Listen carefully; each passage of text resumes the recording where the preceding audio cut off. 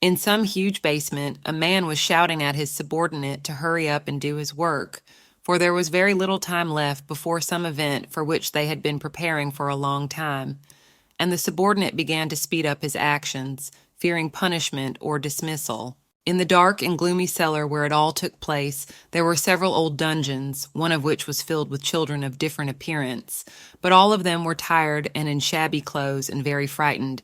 Some of them were even crying, afraid of the coming event, about which they had heard about and already imagined what would happen to them at it and after it. In this dungeon, in the very corner, sat a girl in a faded green dress and old shoes, with pink hair and amber yellow eyes directed to nowhere, while her hands were cuffed together, clutching her skin, which had become very pale and fragile due to the fact that she hadn't seen natural sunlight in a long time. The cage door, worn by time and use, made an obvious creaking sound, further drawing the attention of the already badly frightened children. The working man entered the dungeon and immediately reached for the pink-haired girl, hurriedly taking her tightly, not even afraid and apparently hoping to hurt her, adding that it was time for her to come out, for it was her time. Pulling the girl behind him, he insults her and tells her that she should behave well, not cry and be obedient, or she will only have herself to blame for anything done to her. The man, threatening the girl, reminds her of the child who dared to escape after all, but the poor girl was caught anyway, brutally beaten and killed so that no one would ever know about the incident from the outside. The girl, frightened to the point of goosebumps, shakes, nods, and tries to hold back her tears so as not to start crying because of the great fear, while looking somewhere in the floor because she was not able to raise her eyes at all, thinking that she had apparently already died and gone to the most real hell. She's put on the stage of the slave auction, representing her as the daughter of Duke Vensgrey, who held the whole empire in fear 7 years ago, having managed to mess up a lot of aristocrats, and now almost all of them were in this room, so the seller and suggested the buyer to take out all the anger on the child. The girl, who in fact looked very well even in such clothes and in such a gaunt condition, did not stop whimpering and crying from the grief that was devouring her, while looking cautiously at everyone, not believing her own ears and already terribly afraid of what would happen to her next and how she would be used, given how she had been introduced. She herself begins to remember that her father, whom she hasn't seen since she was born, is the well-known Northern Duke of Vensgrey, who wields great power in the Gert Empire, and who 7 years ago something happened to him that caused him not to be heard from at all anymore. It turns out that the ducal house has fallen, and the family estate, rumored by eyewitnesses and just those who like to talk nonstop, in the north has been deserted and has become a regular old castle from all the scary stories that many children know. In that incident, the beautiful Duchess also died, under circumstances that were never told and explained to the public, and so different, even crazy, theories and speculations began to be built around her death. It was also known that the Duke himself, still without explaining any reason, was imprisoned in the dungeon of the imperial palace, and soon there were rumors of his death, which were believed by almost everyone. The other members of the ducal family, that is, the 4 children of the Duke and Duchess, were scattered all over the world, as well as the girl herself, who was the only daughter with 3 older brothers. Only recently born child at the time of the incident, it was decided to entrust one of the vassals of the ducal family, Count Simond, who accepted such trust from the Duke as a kind of gift. Even taking into account the fact that the Count himself at that moment had recently had a daughter, at first he really took care of the little ducal daughter, entrusting her life and care to the best servants of his house, not forgetting to give his own attention together with his wife, as if in this way they wanted to become closer to the Duke. But the Count's own daughter grew up, demanded more attention, money, and love, and the child that Seaman was supposed to take care of was forgotten, or rather, the very importance of this child, and who had entrusted the Count's family with such an opportunity. Even then, things were still more or less but normal. But as time went on and rumors of the Duke's death in prison surfaced, things began to change, and the Count often whispered with his Countess about the future life of the child he had given them. The Count's own daughter even dared to start bullying the poor girl, doing her various harm, violating her personal boundaries, and preventing her from living normally, even when her life could not be called normal at all. The ducal daughter, entrusted for safekeeping in the hands of the Count, began to do some of the work of the maids, either helping them or doing everything, learning on the fly and not daring to do more, completely forgetting whose daughter she really was, as well as the fact that she was above the status of the entire Count's family. It even came to the point that the poor girl began to be beaten by the servants, the Count's family, and the young Countess no longer saw any limits in bullying her adopted sister, having stopped considering her not only for her family, but for a person at all, having made her a toy. If only in Count Seaman's family the ducal child slept on a comfortable bed. Then after the rumors of her father's death she was thrown out of the common house, sent to sleep where she would have to, and most often the bed was replaced by the ground or at least straw, and, unable to stand it, the girl tried to run away. But of course, given how little she ate and how much she worked, she had no strength left at all, because of which she was not able to run away, and because of which she was caught and beaten unconscious on the orders of the Count himself, who apparently thought that in this way would teach the ducal daughter a proper lesson. Standing on the stage at the slave auction, the girl listened as people shouted out higher and higher sums, willing to pay so much just to take out all their anger on the poor child, throwing over on her, a harmless 7-year-old who had never seen her parents, all the sins of her father. She began to tremble, imagining what they would do to her when she fell into the hands of strangers who were at once completely angry, aggressive, and hateful towards not only her but even her father himself, so that her life was utterly destroyed. Suddenly, someone from the audience calls the largest sum, $1 million, because of which a deafening silence hangs in the hall, because earlier the maximum bet was 100,000. And here it rose so sharply that it amazed everyone, even the sellers whose eyes had already begun to shine from such sums. The man in the black robe and with a mask on his face somewhere behind him, who called this bid, decided that it was too low, so he raised it even higher, and now it was as much as 4 million, breaking, it seems, all the records of this recently opened auction. The stunned seller nodded to such a generous buyer, saying that the next bid was 5 million, asking if anyone would be willing to give it or more, but all he got in response was silence and wary glances toward the man behind him. The girl was simply terrified, deciding that if the man was willing to pay such money for her, he was probably very angry with her father, because to give so much money for a 7-year-old child slave who could do nothing of the kind could only be a mad man, perhaps just from the thirst for revenge. In the hall continued to hang silence. No one has not named the amount above 4 million, because of which, anyway, the happy seller decided to finish this purchase, to say that the slave was sold, to thank everyone for their participation, and that now people can leave the building. Not much time had passed since those seconds when some very strange man bought the daughter of the deceased duke for as much as 4 million, which amazed all the slaves present at the auction and the girl herself as well. The little girl was handed over to her new owner, whom she was terribly afraid of, while the seller himself thanked such a rich gentleman for the purchase, saying that he would definitely not regret spending such a large amount of money for a small child. The seller left, and the girl was left alone with her new master, and she only looked at him calmly, raising her head and expecting from him at least some words, introductions, and for joy, the reason why he had spent so much money on her. The man, who was in no hurry to remove his robe, though he should be thankful that he had bothered to remove the mask, but under the black hood he could see the same black hair, a little disheveled, decided to ask the girl her name. She was quite surprised at the question, as she had never heard it asked of her, and only now she remembered the fact that, yes, she was 7 years old, but she had no name. She had never been addressed in any way except with insults. The man frowns and presses his lips together, looking at the little girl and thinking deeply about something, realizing that since the child wasn't even given a trivial name, she probably wasn't treated in the best way, unfortunately.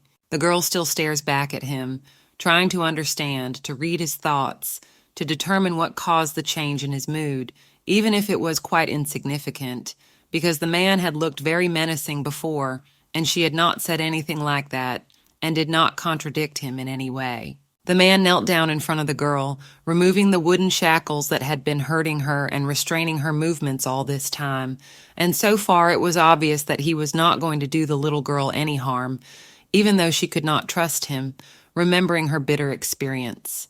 Speaking quietly enough as if he was afraid to be heard, the man ordered the girl not to move, even if it hurt, taking her by the wrists with his fingers, where there were abrasions, cuts, and just marks from the wooden shackles so heavy for children's hands. Taking her hands tightly, he began to whisper some kind of spell that was apparently meant to either help the girl or make her suffering worse, taking it to a whole new level. A blue light appeared from the man's hands that enveloped the girl's wounds, pinching all, even the smallest wounds and abrasions to return the child's skin to its usual and ordinary state as a small child.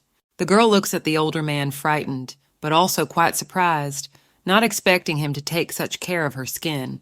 But still, somewhere far away in her mind, she was afraid that this man would hurt her, even considering that he is now treating her rather gently. She opens her eyes wide and her mouth wide as well, unable to say anything, but her thoughts are still running and screaming inside her because she can't just leave such a sight, seeing real magic for the first time, and not somewhere far away, but right under her nose, feeling it with her skin, albeit wounded. The man was fully focused on her wrist, silent, watching what the spell was doing to the girl's arm, as if he was worried about her health and condition, though even so it made sense, because she was his property now. The man finally looked at the girl's mother, ready to say something, having already brought his story to the very beginning and showing that what he was about to say was very important indeed.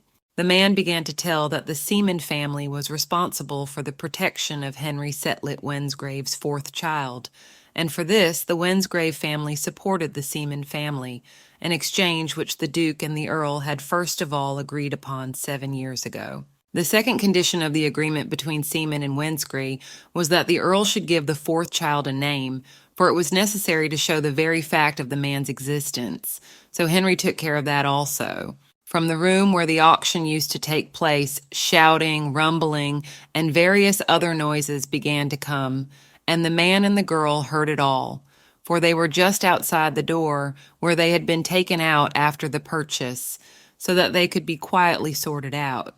But now this noise was still a hindrance to normal conversation. Deciding to ignore the noise, the man, who is apparently Henry Setlet Wensgrave himself, still continues his narrative about the arrangement with Earl Simond 7 years ago. It turns out that the Duke had ordered the Earl to take care of his fourth child until the Duke himself took her, and that was the whole arrangement when Henry entrusted his daughter to Simond after the tragedy 7 years ago. The girl finds it hard to believe her ears, but she tries because, after all, she didn't expect to meet her father at all, at least not for the reason that everyone kept telling her he was rotting in prison. And here, as it turns out, it's quite different, and she wasn't even left alone, perhaps. Also, the Duke says that since his daughter ended up in a place like this and was left without a name, and especially since they didn't give her to him personally, it means that the whole arrangement with the Duke is completely broken, and the Wensgraves are no longer patronizing the House of Seamond. And he also says that everyone who brought the girl here and treated her badly will be brought to justice personally by the Duke, who obviously won't let anyone get away with such disrespect to his family, while behind his back, the door of the auction room opened again and a crowd of people started to come out of it. The crowd of people turned out to be the Duke of Wensgrave's troop of knights, and they were all covered in blood, which clearly hinted at who had been the cause of all the commotion in the auction room some time ago. But the knights stood surprisingly synchronized and identical, as if they were not tired at all. Turning to his knights, who had already conducted a large-scale sweep of all the local staff, the Duke ordered them to wipe this place off the face of the earth so that nothing else could remind of its existence once, because the slave trade is forbidden in the Empire, but people still do it, and his only daughter was involved. One of the knights decides to ask at once what they should do with the dead bodies and whether they should leave someone for interrogation, but the Duke says that there is no need for interrogation, and the bodies of the enemies should just be thrown out and burned, as well as the whole building. The Duke informs the entire knight squad that he has found his daughter, so immediately after the mop-up, they should all return to the ducal domain to the north to get the little Legie to her ancestral home as soon as possible. The Duke takes confident steps forward without turning around at anyone and is already mulling over a plan of all the further actions he should authorize right after he delivers his youngest child to the family estate. But okay, that's all after. But then he suddenly stops, catching himself thinking that the girl is not following him at all, but continues to stand still, so he looks back and nods forward, but stands still for a couple more seconds for the child to catch up with him. The girl realizes that this is the Duke's way of telling her to follow him, so clenching her fingers, she hurries after him, hurrying to finally leave this horrible building and return to the house she was once taken from. She's still a little afraid to follow the Duke, but overcoming her fear, she tries to catch up with him, and the man does not slow down, walking as he himself is more accustomed, not caring at all that a child's limbs are much smaller than an adult's. The girl remembers that 7 years ago she was reborn as the nameless child of a novel she had not written, which remained lying somewhere on the bookshelves in her apartment, bored to death. As if for all the sins of her past life, she became the daughter of Duke Vensgrey, the most egregious villain in the Empire, and it was this egregious villain who had just saved her from the most real hell.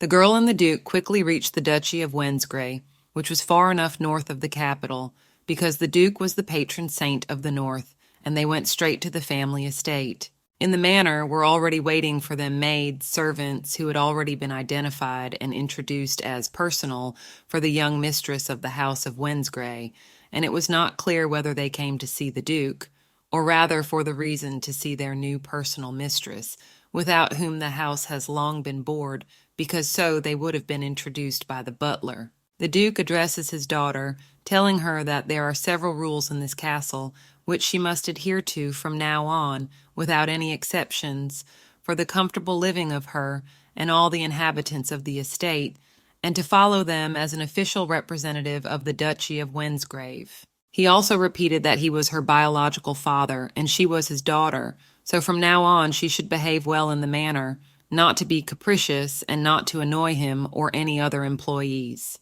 Henry once again asked if he remembered that she was 7. The girl said yes, for she couldn't be wrong about her own age. Looking at the child sitting on the couch opposite, the Duke was surprised, because for 7 years old she is very small and fragile, and this confuses him a lot, even with the fact that he found her at a slave auction, where, apparently, children were fed just terrible, not caring at all about their health and wanting to just spend a minimum of money on their food.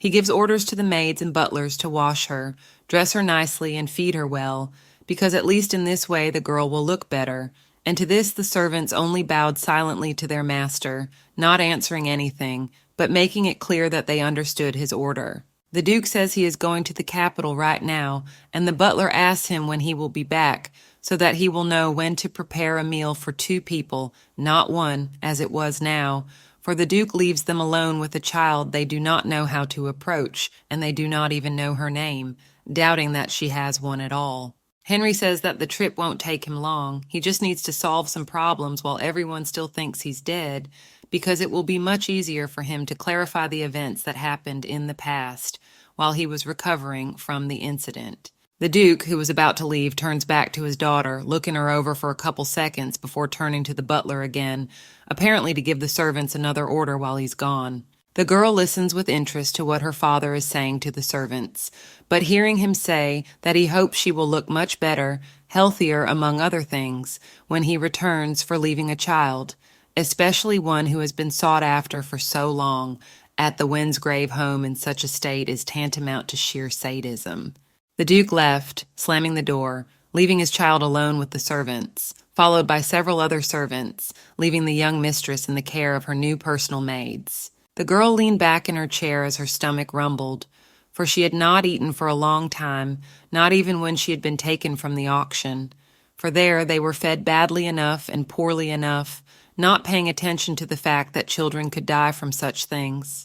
But she, already used to the constant feeling of hunger, did not pay attention to it, but only put her palm on her chest, feeling tense, because she had never been in such a situation before, and in principle was not ready for such a situation, and because of this she feels a strong tension. She turns to the window where she was sitting, paying attention to the fact that in the duchy is already actively snowing, although in the capital is still quite warm, but this difference in temperature even more made her realize that she is actually in the land of Vensgrey.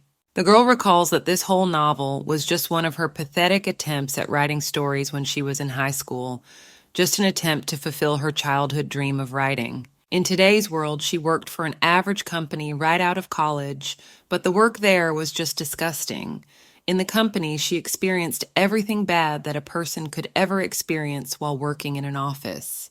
It is hard for her to remember all that time, considering that she received no support from anyone, and the psychologically pressurizing work in the office and the impossibility to get another job just gradually killed her. As a result, after spending more on a psychologist, she got depression, obsessive compulsive disorder, dropped self-esteem, and low self-esteem, so she had to take some pills that her doctor prescribed her, such as antidepressants and the like. Even so, her self-esteem was stomped into the dirt at work. It seems that she was not treated there not only as an employee, but not seen as an individual at all, making her a constant slave to the system and over time. In the end, she was able to get over herself and eventually quit the place, and very soon she died suddenly and even painfully, although she did not even try to commit suicide. But the work took her last strength, because after her applications were not accepted by other companies, she drank several bottles of soju and fell asleep outside in the winter, after which she died of hypothermia. The palace of the Wensgrays, which should be called a palace rather than a manor, was in perfect condition, unlike what the rumor said about it, where it appeared as a moldy, frozen, or ruined house that could not withstand the northern climate. The girl was still uncomfortable with the memories of her past life, because every memory was very hard for her, even now, after 7 years of suffering, as if she had not experienced enough in the modern world, or God was punishing her for something. Sitting behind an ornate column, she turns around, noticing that the maids are actively searching for her, calling her my lady and looking in the most secluded corners, realizing that the girl is small enough to get into the most secluded and small places in the manor, which made the search even harder. The girl gasps, realizing that thinking about her past life she unknowingly hid from the large crowd of people, though she didn't even watch what she was doing or where she was going, for the painful memories had completely consumed her in their depths. She recalls that already in this life, Count Simon's maids beat her, kicked her, and abused her in every way, feeling completely free to act against the ducal child. She does not know for sure whether the reason lies in the maids of the Seaman house, but now she always unconsciously sought shelter as soon as she felt the approach of a large crowd of people, avoiding them already by the fact of her trained reflexes. The girl sees that her hands have begun to tremble, noting that even though she is trying, the 7-year-old's body doesn't want to obey her, staying in the shelter, feeling that it is much safer here without people. She covers her ears, tries to hide herself even more so she can't hear the search for her because she's afraid she'll be bullied again, left with a few scars again, kicked and taunted, and she wasn't ready to experience that again, she was afraid. The maids, finally noticing the girl's pink hair behind one of the pillars, approached her from behind, trying not to scare the child and to understand the reason why she had run away from them so suddenly and decided to hide, not leaving her hiding place even when she was being searched all over the house. The maids decided to play along with the girl, beginning to pretend to be 100 very upset at not being able to find their little mistress, oohing and ahing, imagining that the Lord would be angry and the girl would never get to spend time with her properly as Henry had ordered her to be washed, dressed, and fed. The maids, who had heard the girl's stomach rumbling back in the study, decided that it was food that would not and could be the easiest way to get her out of her such a small hiding place, saying that if they could not find the mistress, the lovely apple pie would get cold and not be as tasty. Upon hearing of the food, the girl's stomach rumbled again, for it had indeed been a long time since her last meal, and considering how meager that meal had been. The maid continued to list the various dishes that awaited the girl on the table, and among them were sweet peach cakes with whipped cream, juice of fresh berries with honey, roasted chicken and turkey cooked in a special sauce, and many more.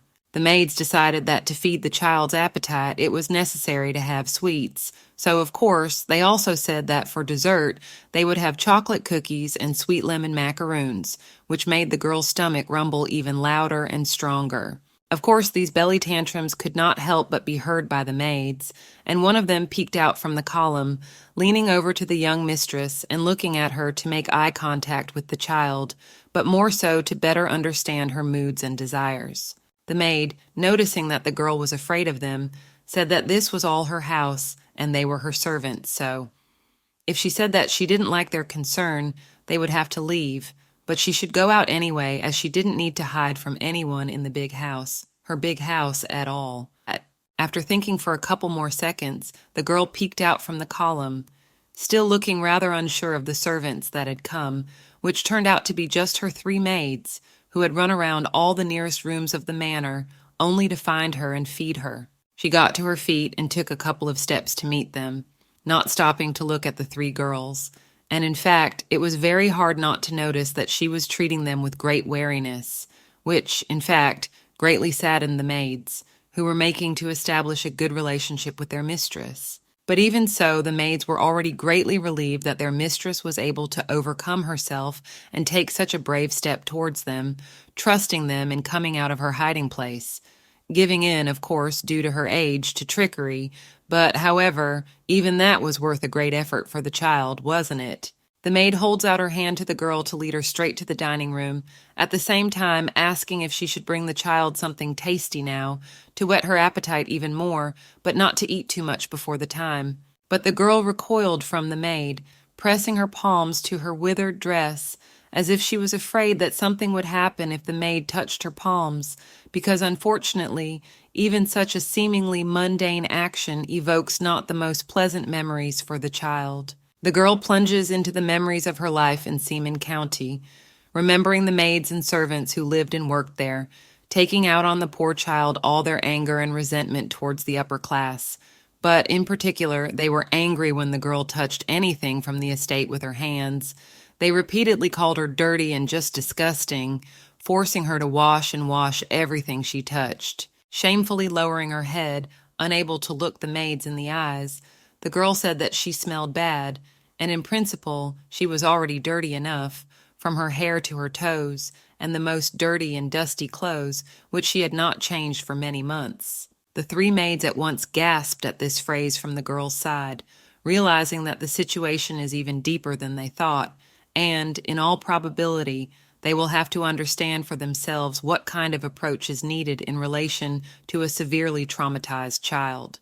One of the maids squats down and takes the girl's hand, thinking about what she should say to her to make her believe in her, in all the employees of the house, and most importantly, in herself. The girl says that since the girl was quite far away from her home, it is not at all surprising that she is dirty and smells bad, for, after all, where else can one rest and relax in the bathroom but at home? The maid's words really affected the girl, because her look became much clearer and calmer. She realized that in this house for such things, she will not do anything and can relax about it, trusting her heart to the new maids and, apparently, her new friends, with whom she will spend a lot of time. The maids offer the girl a bath to get rid of the dirt and old smell, to which she quickly nods, as if she had been waiting, dreaming and dreaming about him all this time, although in a way she had, because it had been 6 years since she had actually had a bath. The private bath provided for the young mistress looked simply delightful and, as it should, quite rich, decorated with flowers, gold, candlesticks, and, somewhere, there were even bottles of wine with a glass beside them, as if they could do anything to a 7-year-old child except encourage her to be naughty. The girl lounged in the water, noticing that it was very warm and pleasant, but now it is very clear that her skin is quite delicate, because it became red from not hot water, and in addition to everything on the skin, especially on the shoulders, became visible clear and large enough scars, which, apparently, not much cared for. While the girl sat in the bath, she was thinking about the workers and residents of the estate who had treated her just fine from the beginning, although it had been a short time to judge, but it seemed to her that all the people in the estate were like that is, kind and polite, unlike those who lived and worked in the county of Simond. She was distracted by something, and lost the thread of the narrative in her own thoughts, for something must have fascinated, interested, or even frightened her more than what she had been thinking about all the time she had been here. Of course, not being used to bathing in a bathtub, the girl poured not so much water and shampoo on the floor, and because of that there were now some smudges and even not yet faded foam, which was filled with the bathtub, but in spite of this, the girl again awoke a strong anxiety so that she could not leave it. The girl had already spent a lot of time in the bathtub, given that she hadn't given in to the maids and convinced them that she could handle the fancy treatments completely on her own, even at her age, so she definitely didn't need such helpers. But it was time to get out already, so one of the maids knocked politely on her door. The maids entered the bathroom before also bowing to their young mistress once more, along with looking around the entire bathroom to see where they were to clean, whether they should replenish any supplies or just collect the bubble water. But at least out of politeness, they asked if my lady had finished washing, if, in case, she still needed help.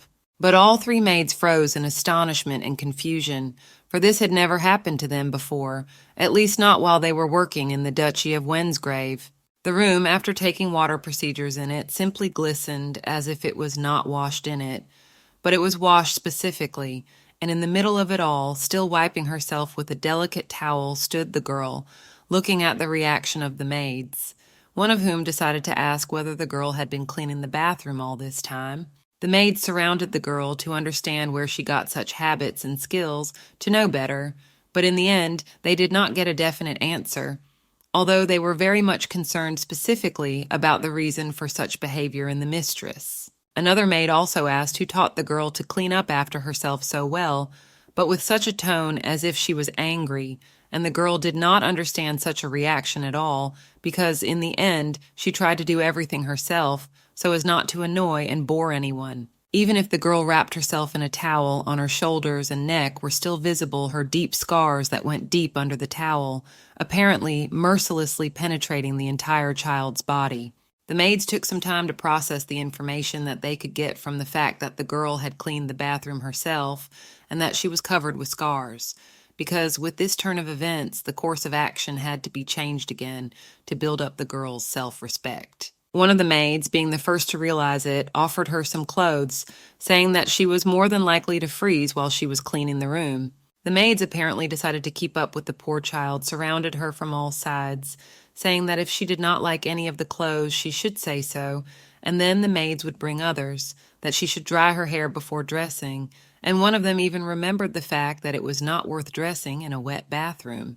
In less than 40 minutes, the girl's hair was dried and neatly arranged by the careful and learned hands of the maids into a beautiful high hairstyle, which would look perfectly with the child's face, but also with the status of their mistress, because she had to get used to all the new circumstances quickly enough.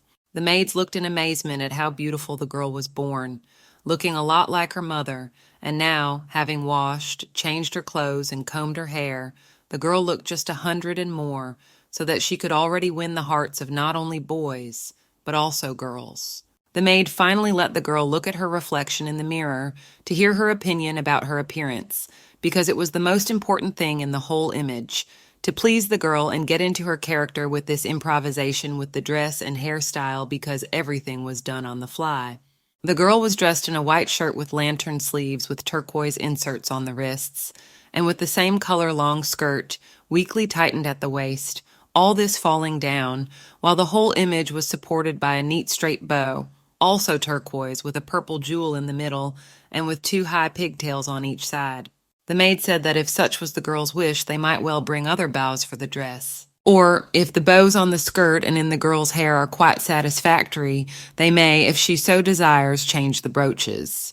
The maid said that, regardless of the girl's choice, they would be able to find something she would like, because absolutely all the jewelry is to her face, and it is better for her not to think about it, and hurry up to taste the dessert prepared by the cook especially for her. The girl decided to really turn her attention to the delicious food, so as not to clog her thoughts with unnecessary worries and anxieties in such a nice place. The maids were insanely happy that the girl was no longer worried, and was now happily enjoying her food for the first time in a long time. One of the maids said that from now on, the girl is one of their precious masters, so from now on, all the worries, difficult jobs, and the like, she should be left to them, for that is what they serve in the Wensgrave house for. Smiling happily at such nice words, the girl thanks her maids, sincerely and truly thanking them for being there and for treating her so well. Late at night, lying in her new huge bed, the girl thinks about how happy she is. And since she's so happy after the nightmare she's been through, perhaps it's all just a dream of despair. Curling up into a ball and wrapping herself more tightly in the blanket, the girl ponders whether she can really live like this. The girl falls asleep quickly, dreaming that even if everything is a dream, she doesn't want to wake up, ready to spend the rest of her life asleep. The sun was shining brightly over the horizon, illuminating the treetops and green meadows that surrounded the castle. The day was cloudless, and the weather boded well. The maids knocked on the door of the newly arrived girl's room. The pink-haired girl woke up when the door creaked open and footsteps were heard. One of the maids approached the bed and asked if the girl had slept well. The girl looked at the estate workers with her big eyes full of faith in a bright future. After a little silence, she rubbed her eyes and nodded positively. Now, no one would have said that yesterday this little girl had been an auction item. She looked tidy. The maid smiled broadly and continued talking. She said that she would give my lady a tour of the estate today so that she wouldn't get lost in the future. It was true that there were so many rooms in this large house that one could easily get lost willy-nilly. In addition to the head maid, who offered her services as a guide, there were 3 other people in the room. They all began to complain that it wasn't fair, as they also wanted to accompany my lady. Pena replied that if they felt that way, they should get a promotion. After brushing and dressing the little girl, Pena, the head maid of the manor, and the pink-haired girl left my lady's chambers. They walked down the long corridor, Pena in between, telling the history of the Duke's family and giving them a tour. They were now on the 3rd floor. At the end of the corridor was a large double door that led to the dining room. Pena led the girl there and asked if she had been in the dining room before. The girl was surprised. The table was set with various exquisite dishes, and the walls and ceiling were decorated with golden moldings. Right from the dining room was an exit to the balcony, from which, in turn, it was possible to go down to the street. And no, levitation skills and such were not needed here. Right from the 3rd floor, there was a long staircase that led to a lush garden. The maid held the girl's hand so she wouldn't get lost or wander too far away. They followed the stone path through the flowering garden. Pena had said that in this garden the weather was subject to magic, not the seasons. The maid then proceeded to talk excitedly about each type of plant that grew here. Then the girls reached the end of the huge evergreen garden. There, in the distance behind the trees, they could see something that glittered dazzlingly. Pena said it was a glass greenhouse. The girl added that everything inside that structure was decorated with glass and gems, hence the name. The girl listened attentively to everything the estate worker said. She had never imagined something like this before. After walking around the grounds around the manor, the girl led the pink-haired girl inside. On the 1st floor, right off the main entrance, was a spacious room. There on the walls hung paintings of great artists, painted to order. This room was meant for exhibitions. There were so many masterpieces of unprecedented beauty in the gallery that the little girl's eyes were scattered all over. She wanted to take a closer look at each of the paintings, but the maid led her on. The exhibition room was indeed long. It took the girls a dozen minutes to reach the other end. There, at the end of the gallery, on the farthest wall, hung a painting that really interested the girl. She stopped, letting the maid know that she wanted to take a closer look at the painting. She started to say something, but the words sounded too quiet, so she had to repeat herself. "Is this a picture of the Duke's family?" the little girl asked again. The painting did indeed depict the entire family of the man who had bought it from the auction. On the left side sat a pink-haired girl holding a boy in her arms. Next to her sat a boy with glasses, and on the right side sat a man with a child on his lap. The girl quietly mouthed the word family and then froze, gazing at every stroke in this painting. The canvas had been painted by some artist known in these parts. The work was finely crafted and of high quality. The collective portrait was mesmerizing to look at. Looking at it, the girl remembered her past life. She thought that in the first world she too had a family. She never felt that they loved her or cared for her, as she was regularly abused and beaten for long periods of time. Her face changed, her gaze drifting downward and her eyes clouded with a shroud of sadness. The maid nearby did not understand the reasoning behind such a reaction to a simple picture. Pena called out to the girl, thus relieving her of the unpleasant memories that had come up. Pena smiled and asked her what she was thinking about. Indeed, noticing the sadness on the face of the young mistress, the maid was puzzled. The girl replied that she was not thinking about anything, but the maid was perceptive and added, "Come on, you can tell me all about it." Then my lady pointed her finger in the direction of the picture and asked if the young men depicted next to the master were her brothers. The maid replied that they were, continuing to smile. The master had 3 brothers in all. The eldest was currently on an expedition to destroy the holy brat. The younger lord was currently studying at the Imperial Academy, and the youngest one had received a blessing at the awakening ritual, so he was now learning how to match the power in the tower. The little one thought for a moment. If you think about it that way, there are blessings present in this world. It had been so long since she had thought of this unfinished story that she had almost forgotten the plot. The girl pressed her lips together in an attempt to remember something. The gods of this world had fallen and ceased to exist. No one believed in them anymore. The blessing had become a power that could be bestowed by the star patrons. It could be received at an awakening ritual. Holy brats were monsters that appeared because the world had been cursed by the last living god. They appeared everywhere, affecting the lives of both humans and animals, and their leader was the king of the holy brats. They were blobs of dark energy. The girl remembered that the king of the holy spawn was the final boss that Henry had to defeat. The situation was clearer now, and the girl smiled again. She no longer felt so lost. She turned to the maid and asked what kind of power would the Duke get then. The pink-haired girl really wondered what the power of the final boss was and how he could be defeated. The girl leaned towards her and began to speak. Pena said that the Lord had gotten a powerful spell at his disposal. The girl's consciousness immediately drew an image of him in black robes with a scepter. In her mind, the man looked intimidating, and his aura was darker than the dark night.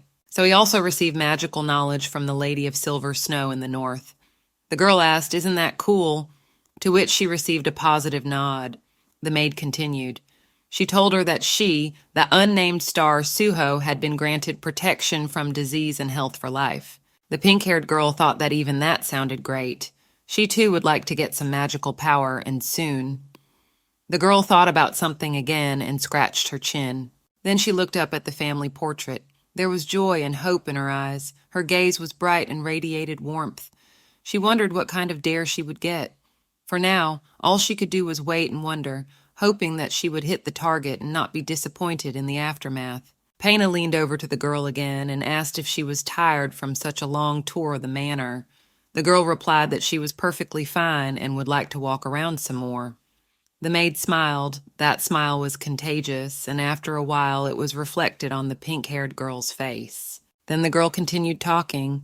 She thanked the maid for showing her so many beautiful and mesmerizing things. She was actually happy now, for such a life seemed to her something fairy tale and not real before. The older maid leaned towards the girl again, continuing to smile. She was about to continue their exchange of pleasantries, but heavy footsteps echoed in the room. The gray-haired butler came in. He said, "There you are, my lady." He seemed to have been looking for the girl for a long time. Droplets of sweat were beading on his face. The man's voice was quite light, and he spoke casually. He notified the girl and the head maid that the master had returned. The clouds thickened little by little. There was hardly any sunshine outside the window. The girl went to the big window to look at the master. The maid said, surprised and a little worried, that the counselor had informed her that the Duke was in a rather bad mood. Such news brought a smile to the face of the little girl who was still in the room. The maid escorted the girl back to her room so that she would not have to cross paths with the gentleman who was angry with life and the world. When he was angry, no one could keep him from rash actions and statements, so it was decided to send the little girl back to her room. The pink-haired girl sat on the bed, moving her legs with her feet. She had been reborn in the body of a little girl who couldn't even reach her feet to the floor while sitting on the bed. She didn't know what to do to occupy herself and pondered over all the possible pastimes. Then a brilliant, in her opinion, idea came into her head. The girl decided to walk through the estate once again, but without outside help. She was almost completely sure that she had memorized all the turns and forks and would not get lost. She opened the door of her room slightly to make sure that there was no one in the corridor and the way was clear. After a good look around, she stepped over the threshold and walked forward the way Pena had led her in the morning. She also remembered that Pena had asked her to wait in her room and promised to return soon, so she didn't have much time for a walk. The maid could return at any moment and find the chambers empty and not find the girl who had disappeared without a trace. The pink-haired girl walked down the hallway with only one thought in her mind. She thought she needed to go and check everything out. She was curious to walk around the other rooms of this huge manor as well. As she walked near the veranda, she heard the dialogue of two knights. They were saying that the Lord had been awake the whole time he was in the capital, so everyone should be very quiet until he woke up. There was also rumor that the traitor would soon be caught thanks to the rumors of his demise. The girl also heard that the Duke was being pursued by mercenaries all the time, so he ordered to strengthen the security of the castle. This information had absolutely no meaning for the little girl, but she carefully listened to the dialogue to the end. After analyzing everything, the girl realized that these knights knew so much. The Duke, after all, had purposely let the rumor of his death out to catch his enemies. It seemed absurd to her, a rather foolish but effective move. The pink-haired girl remembered the coldness in the man's gaze as he looked at her, and she immediately felt a small shiver. The Duke's amber eyes seemed to glow with hatred. This image of him was forever etched in her memory. The girl thought that in such a case it would be better for her to be quieter than water and lower than grass. In other words, stay out of the room. She didn't want to find herself headless on her first day at the manor. The girl decided to hurry up and get back to her room as soon as possible. She turned around and walked back the same way. Her brown shoes with a small heel tapped on the tiled floor of the manor in a lively rhythm. The girl didn't want any trouble. Walking forward a little, she realized that she seemed to have taken a wrong turn. The corridor system of this huge mansion was more like a maze. The walls and doors were the same everywhere, as well as the statues of knights in iron armor towering at the same distance. The pink-haired girl sensed that something was wrong. She had been walking and contemplating this identical, unchanging picture for far too long. Her eyes widened, either from surprise or from the realization that she would never get there in time. She turned the nearest corner and found herself in a huge hall.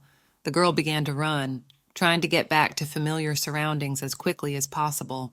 She realized that she had not seen this hall before, and she would probably not find the way out of this labyrinth on her own. Confusion reflected on her face. The girl continued to run. Soon she found herself at a large wooden door. Noticing a new door that was somehow different from the others, the girl opened it and ran inside. The door creaked open and slammed shut behind her. The room was bright, and it was only when she was on the threshold that the girl realized she hadn't been in this room before. Now she had even more questions about her current location. She found herself in a laboratory. Some reagents and potions were bubbling there in transparent flasks and test tubes. Colorful liquids took up all the space on the shelves and tables. The girl wondered how she could have wandered into the lab. This was the first time she had ever encountered something like this. Under the wall, on a long table, stood a black cauldron. Inside it, something was boiling. It could only mean one thing. Right now, someone was using this lab and had gone away for a while, which meant they would be back soon. The girl needed to make her feet out of there as soon as possible. After thinking about it for a bit, the girl's curiosity still got the best of her, and she decided to look around a bit more. The pink-haired girl walked over to another table, where there were drawings and books. Suddenly, the girl felt a slight breeze sweeping through the room. The girl did not pay much attention to it, writing it off as a draft, but a second later, she heard a voice she had never heard before. A woman called out to her like "My lady." The unknown voice went on to say that it was not good for such a little girl to be walking around the estate alone. The pink-haired girl stared dumbfoundedly forward and realized she was surrounded by 3 ghosts. They said they were servants of the manor, and asked if the girl could hear them. After the last heard phrase, the little girl's heart beat in a frantic rhythm. She was frightened. Her face was paler than death. The girl turned around abruptly. She finally realized what kind of situation she was in. Now she definitely needed to run away as soon as possible. She turned around quietly, trying not to give any sign that she was seeing and hearing these strange ghosts. The girl tried to put on as nonchalant an expression as she could, but it didn't work well. Eventually, she stepped a few steps forward, heading towards the door. Unable to stand the tension and the feeling of overwhelming fear, the girl forgot about all her warnings and ran headlong toward the door. Abruptly opening the door and flying bullet out of the strange room, she was finally able to catch her breath. But strange sounds were heard behind the door. This frightened the already frightened girl. She decided to run even further. Hiding around the corner in the next span of the corridor, she was finally able to catch her breath and even felt safe. She stepped a few steps forward and went through the first door she could find, hoping not to run into the strange servants again. A mask of surprise covered her face. The girl's eyes widened, and her face slowly took on a lively hue. She found herself in the middle of a large garden under a glass dome. All around the girl were a variety of plants, flowers of every taste and color, and glass figures. The place looked enchantingly beautiful and peaceful. The pink-haired girl began to frantically look around. She didn't immediately realize what this place was. After all, she had just opened the door, and now she was here. It took her a few more minutes to regain her ability to think critically. During that time, she took a better look around, moving her gaze to the glass ceiling and examining each of the majestic golden columns. She also saw the many glass lights hanging from the ceiling. There was no doubt about it. She was now in a glass greenhouse, the place Pena had told her about earlier. The realization brought a slight smile and admiration to the girl's face.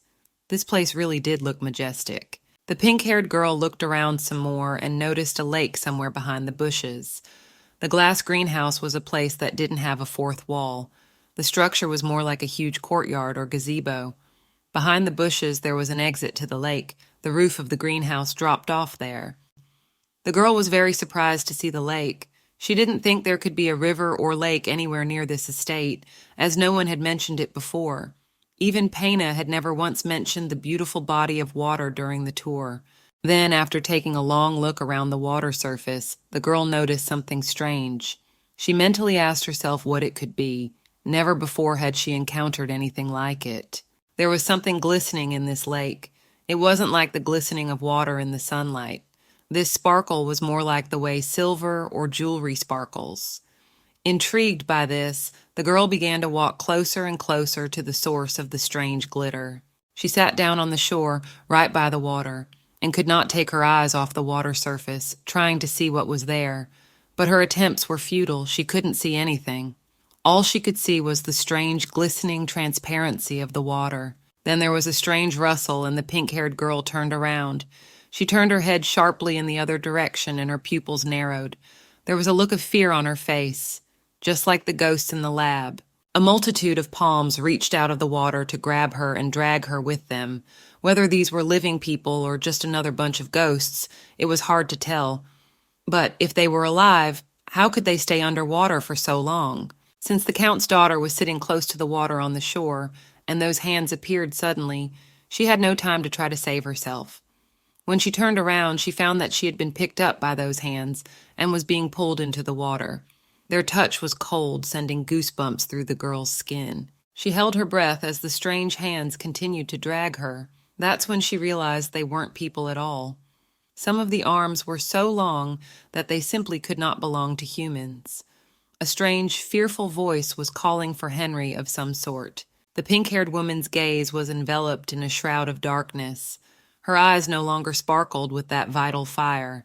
She seemed to be under the influence of some evil spell.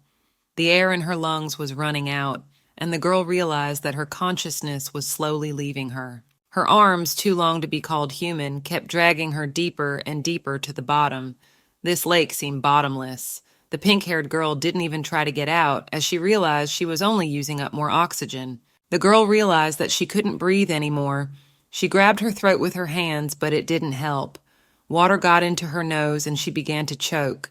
Was she going to die like this, without even seeing a normal life? Then several similarly intimidating and whispering voices came from the depths. He's coming, why is he here?" The girl didn't know what they were talking about, but the palms abruptly released her body and let her rise to the surface. As the hands loosened their grip and began to crawl back to the bottom of the bottomless lake, someone jumped straight into the lake and swam toward the drowning girl. The waves parted in circles, and the man plunged in head first, looking for the pink-haired girl. More than ever in time, the man in black robes picked her up under his arms and pulled her to the surface. The girl was running out of air in her lungs. If it wasn't for this stranger, she would have suffocated. Once on the shore, she knelt down and coughed up water. Fortunately, the water hadn't penetrated her respiratory system too deeply yet, and it wasn't too hard to come to her senses. The girl's clothes were soaked through. She gulped greedily, savoring each breath, and then started coughing again. It was as if the girl had been reborn, feeling lucky and happy, but still not realizing that it had just happened. There was a stabbing in her chest from holding her breath for so long. The girl was still trying to catch her breath, wondering why she had just found herself at the bottom of the lake so suddenly. Those ghosts had already evaporated from her memory. All she could think about now was the fact that she had almost died. She didn't feel safe now. It seemed to her that hundreds of eyes were looking at her. Just now, she had almost become a drowning woman. Not willingly, but still, it was clearly not an experience she wanted to have on her first day at the mansion. Then the man who had just pulled her out of the water reached out his hand and bit the girl's shoulder. His hands didn't shake, meaning he didn't hesitate to jump into the water and was brave enough. He was wearing a black shirt.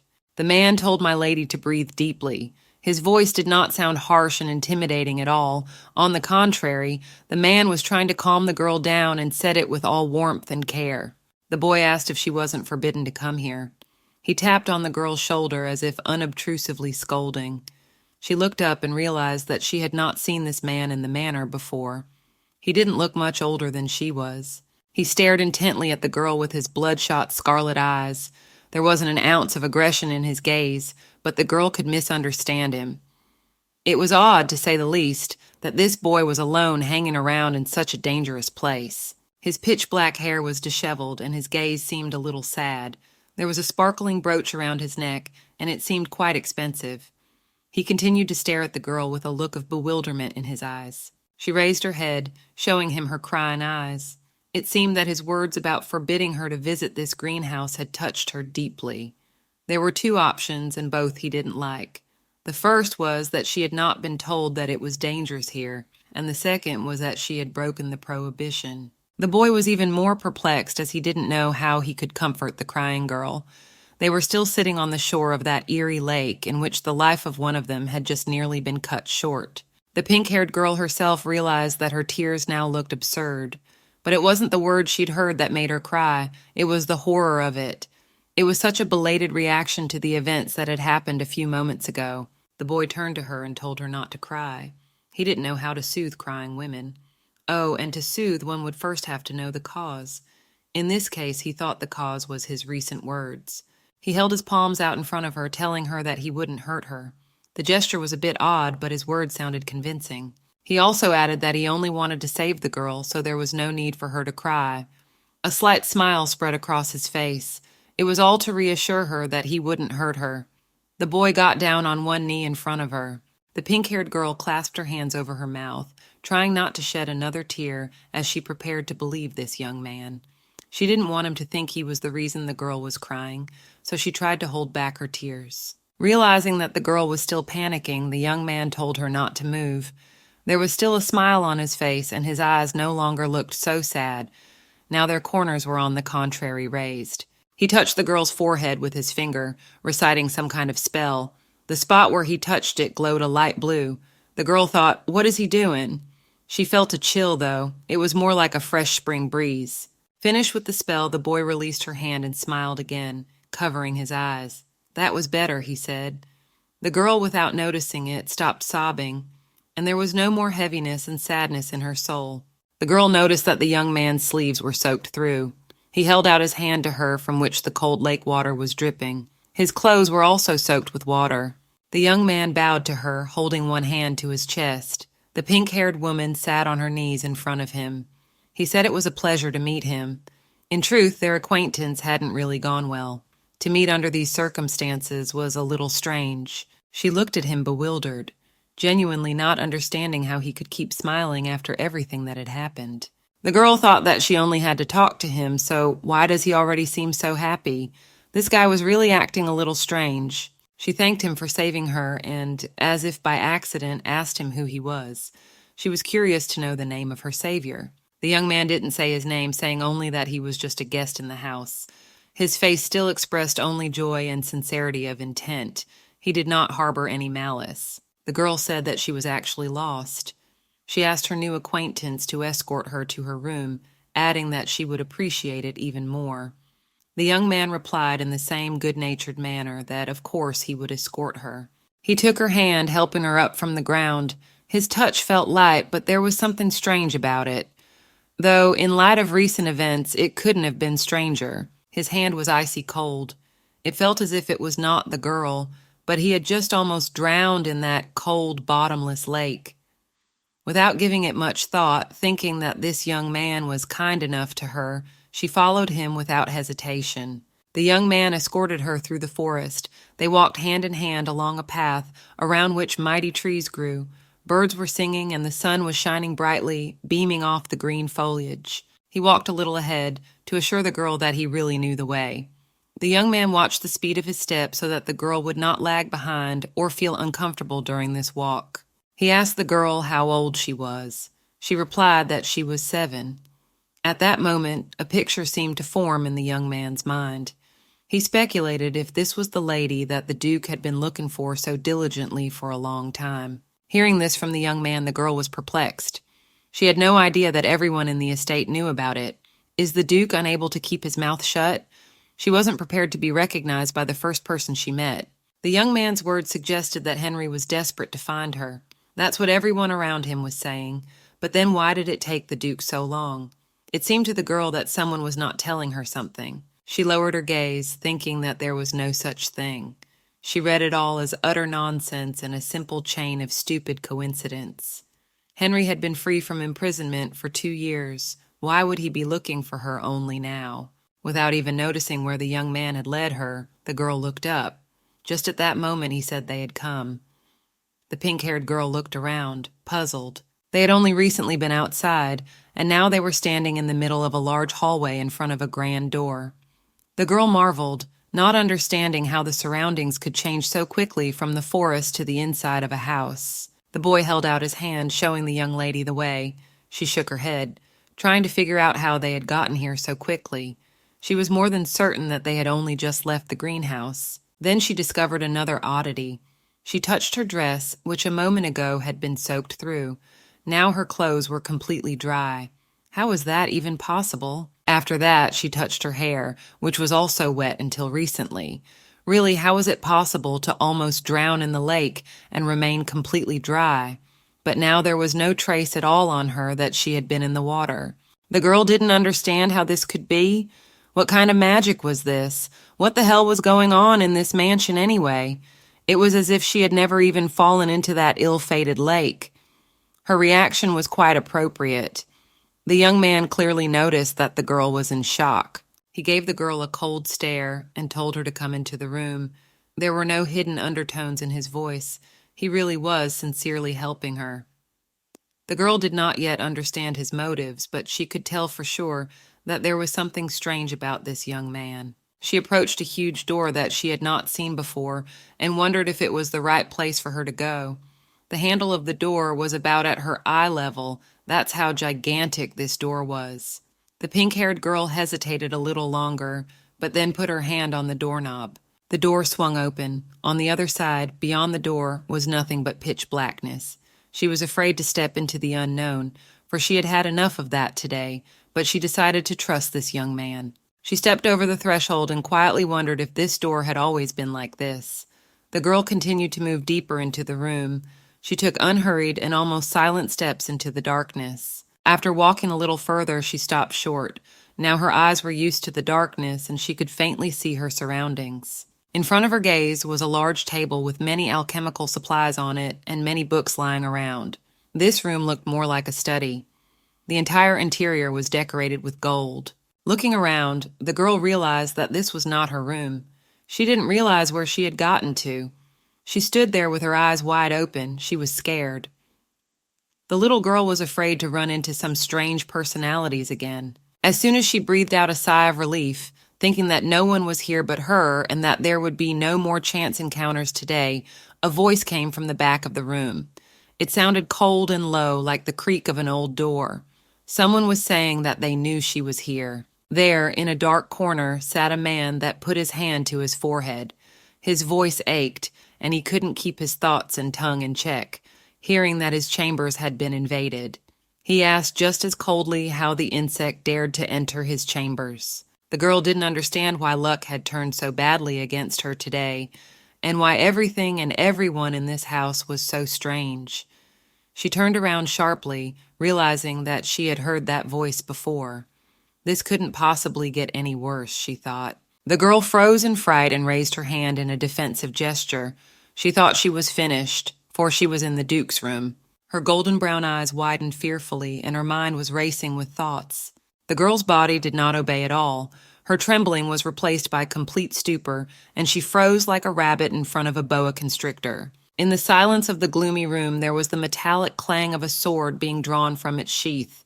The mirror-like surface of the blade gleamed in the dim light. After the clang of the sword, the girl's fright was taken to a new level. Her breathing became short, her limbs froze in a spasm, and the only thought in her mind was for someone to help her. The little lady fussily babbled that she had made the mistake of entering the study of her father, the Duke of Wednesgrey. She finally got a good look at the Duke, who was towering at the foot of the stairs at the back of the room. In his hands was the sword half drawn from its sheath. He was silent, but his silence was crushing and gave the little girl a holy terror. Only the hand holding the sword seemed alive in that statue. The girl's body finally came out of its stupor, and she took a few tentative steps backward, away from the threatening danger in the form of her own father. The little girl fell to the floor, resting her hands on the floor behind her back, while panic thoughts flew through her head that because of the good attitude of those around her, she had relaxed and forgotten that the Duke was a villain who had not an ounce of pity or compassion in him, and therefore she needed to be more careful. The girl's gaze fell on her father Duke's feet approaching her, unexpectedly shod in simple house slippers. The master of the chambers looked down at the little girl sitting on the floor in front of him, with slightly squinted golden brown eyes that were the same as the girl's. He wondered with irritation what his newfound daughter was doing in his apartment. The man's black hair covered his eyes, under which the shadows of sleep depicted. The eyes of the Duke's daughter were filled with tears. She looked up at her father pleadingly and thought about how she didn't want to die. The girl frantically clutched the hem of her soft pink dress in her sweaty hands, preparing for the worst. She began to speak in a quiet, barely audible voice. She apologized for having entered the Duke's chambers by mistake, disturbing his peace. Huge, innocent eyes stared at the floor, afraid to look up at the man standing before her. A confession escaped her lips that it was her fault. The tall, statuesque man with his sword lowered in his hand stood before the little girl with the touching pink ponytails that squirmed on the floor in front of him in a kneeling pose. The Duke was silent, looking at the little girl trembling with fear before him with bewilderment and faint interest. Tiredly closing his eyes, the master of the vast chambers calmly said that he had mistaken the girl who had entered his room for an assassin who had sneaked into the room. The Duke stepped to the table and placed his naked sword on it, saying that the noise that had disturbed him had come from a little mouse. And with a glance at the terrified little girl, he added mockingly that he would have cut off all the limbs of such a sudden guest. A chill of fear ran down the girl's skin, and at the same time she was relieved that the Duke didn't seem to be too angry with her. Despite the heat of the day outside the window, the Duke's study was lit by a multitude of candles and a lamp on the desk. The study was filled with monumental furniture, many books, and risers with candelabras. It seemed to the young lady that her father was contemptuously studying her, shrunken on the cold floor, small and worthless in his eyes. A girl. Meanwhile, the Duke of Wednesgrey asked the girl if the Earl of Simon had taught her to beg forgiveness in this way when she had done something wrong. The little Duchess looked up at him quickly, trying to understand what her father meant by that way. Her huge amber eyes were still glistening from her recently shed tears. She was anxiously trying to figure out what Duke Wednesgrave was talking about and what he might be unhappy about. The girl straightened her back and pressed one hand to her chest. The Duke father condescended to his daughter, offering her a seat on the chair he offered. The girl was puzzled to see only a large monumental chair in the direction the Duke had indicated. Rising and walking towards it, she climbed up onto the seat, which was high for a child. And Duke Wednesgrey decided to start the conversation by inquiring what knowledge his daughter had gained by living all these years in the county of Simond. The girl sat in the chair, nervously straightened, and thought about how best to answer her father, Duke Wednesgrey. The young Duchess knew that all people from the Duchy of Wednesgrey had outstanding abilities. In the main, they were intelligent and elegant. Leaning forward, the girl carefully told her that she could read and write. She saw the disappointment in her father's eyes. Is that really all she knows? She quickly added that she could also count a little, but realized that it was hardly impressed the Duke. The young Duchess of Wensgrave did not want to deceive her father so as not to fall in his eyes, but alas, she again saw no satisfaction in the man's gaze. O loomed over the girl, folding his arms in front of his chest, becoming even more creepy than before. She involuntarily wondered if he cared so much because she was his own daughter. Yes, being his daughter was proving to be problematic, though it was nothing compared to that horrifying auction, and at the moment, none of his 3 sons lived at Wensgrave Manor. But the girl really wanted to stay in the safety of the estate, for a 7-year-old child alone has nowhere to go. But what could the little Duchess do? So she dared to open up, informing him that she was good at many things. The girl emphasized that she has a good memory and remembers many people who have been to Seaman County. The young Duchess went on to describe her skills, noting that she could run errands and could also clean and do laundry, though she had not yet learned how to cook. And immediately thinking that she should use her knowledge, she decided to add some more. After all, remembering both her lives, the girl indicated that she always lived desperately, not afraid to take risks, and get involved in all sorts of adventures. The Duke of Wensgrave looked at his young daughter with a slight interest, colored, however, a fair share of doubt. The girl's gaze slid over a stack of books that lay on the corner of the large table. The Duke noticed it and asked provocatively what she thought of El Lante. He picked up a small volume lying at the top of the pile, asking the girl if she had read the work. And in response, he received an innocent questioning exclamation from the little girl. The girl was immediately embarrassed, her pretty cheeks visibly blushing. Stammering, the little Duchess tried to assure her father that she had definitely heard about this book somewhere, so as not to seem completely stupid to him. The Duke's reaction was not quite clear. He began impatiently tapping his fingers on the cover of the book, which lay on top of the pile. Then he thoughtfully inquired if the girl knew what a clavichord was. The man accompanied his question with a stare, waiting for a prompt answer. The girl hastily admitted that she was not yet acquainted with such things, but immediately assured her father that if he had the book in question, she could read it. Duke Wensgrave continued to study the little girl thoughtfully, pondering the answers of his little heiress. The young lady could only silently wait for some reaction from her father. He directed his gaze downward, crossing his arms over his chest. The girl was lost in speculation. Was it a good sign on his part? Was the Duke satisfied with her answers? Both remained silent, immersed in their own thoughts. The man did not move from his seat, tapping his fingers on his elbow. It was obvious that he was deciding something. The girl sat obediently in the chair, afraid to move. From the outside, this scene looked as if the father Duke was deciding the fate of the little girl in front of him, weighing all the pros and cons. The girl probably felt the same way. She became nervous under the Duke's menacing gaze and lowered down her huge golden brown eyes. Time seemed to stand still. The fireplace was blazing brightly, and the sound of crackling wood spread through the room, creating coziness and bringing the girl some warmth, as well as a false sense of security. The young Duchess's gaze slid across the table lamp illuminated with warm light an inkwell with a goose quill, a stylized map of the state, and some letter or document that the Duke had probably worked on earlier. Unable to sit still any longer, the young Duchess, tired of fighting the drowsiness, covered her large golden eyes. The room was warm and cozy, and she could not resist the needs of the child's body. The next instant, the lady's little head tilted to the side, her eyes finally closed, and the girl fell into slumber. But the chair, huge for a child's body, was not designed for sleeping, and the little girl almost fell out of it when her muscles relaxed and stopped holding the girl in a sitting position. The little girl jumped up frightened from her sleep as she felt herself falling.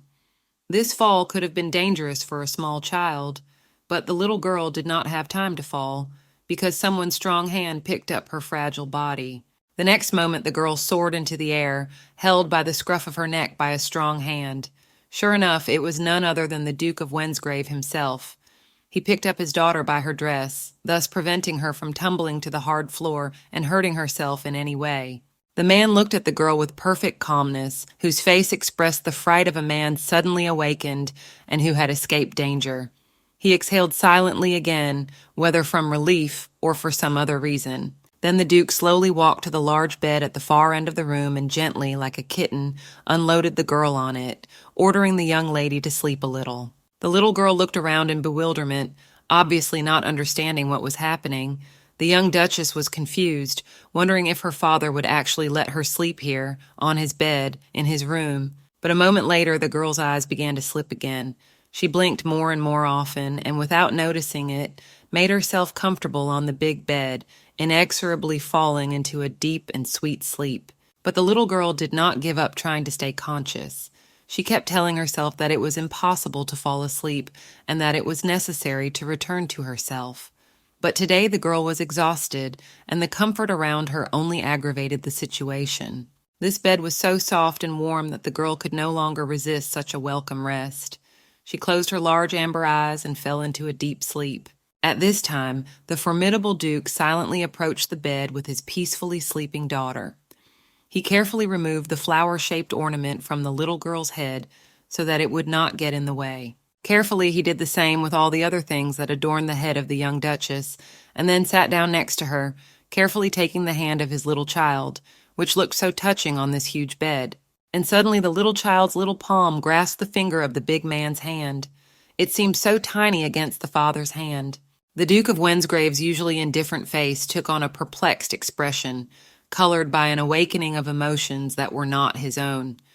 Was it a father's tender feelings for his only daughter, or something else? Outside the window, a real storm was brewing, jets of rain streaking the dark sky against the dark gray cumulus clouds. Suddenly, a flash of bright lightning cut through the dark sky, and there was a rumble of thunder.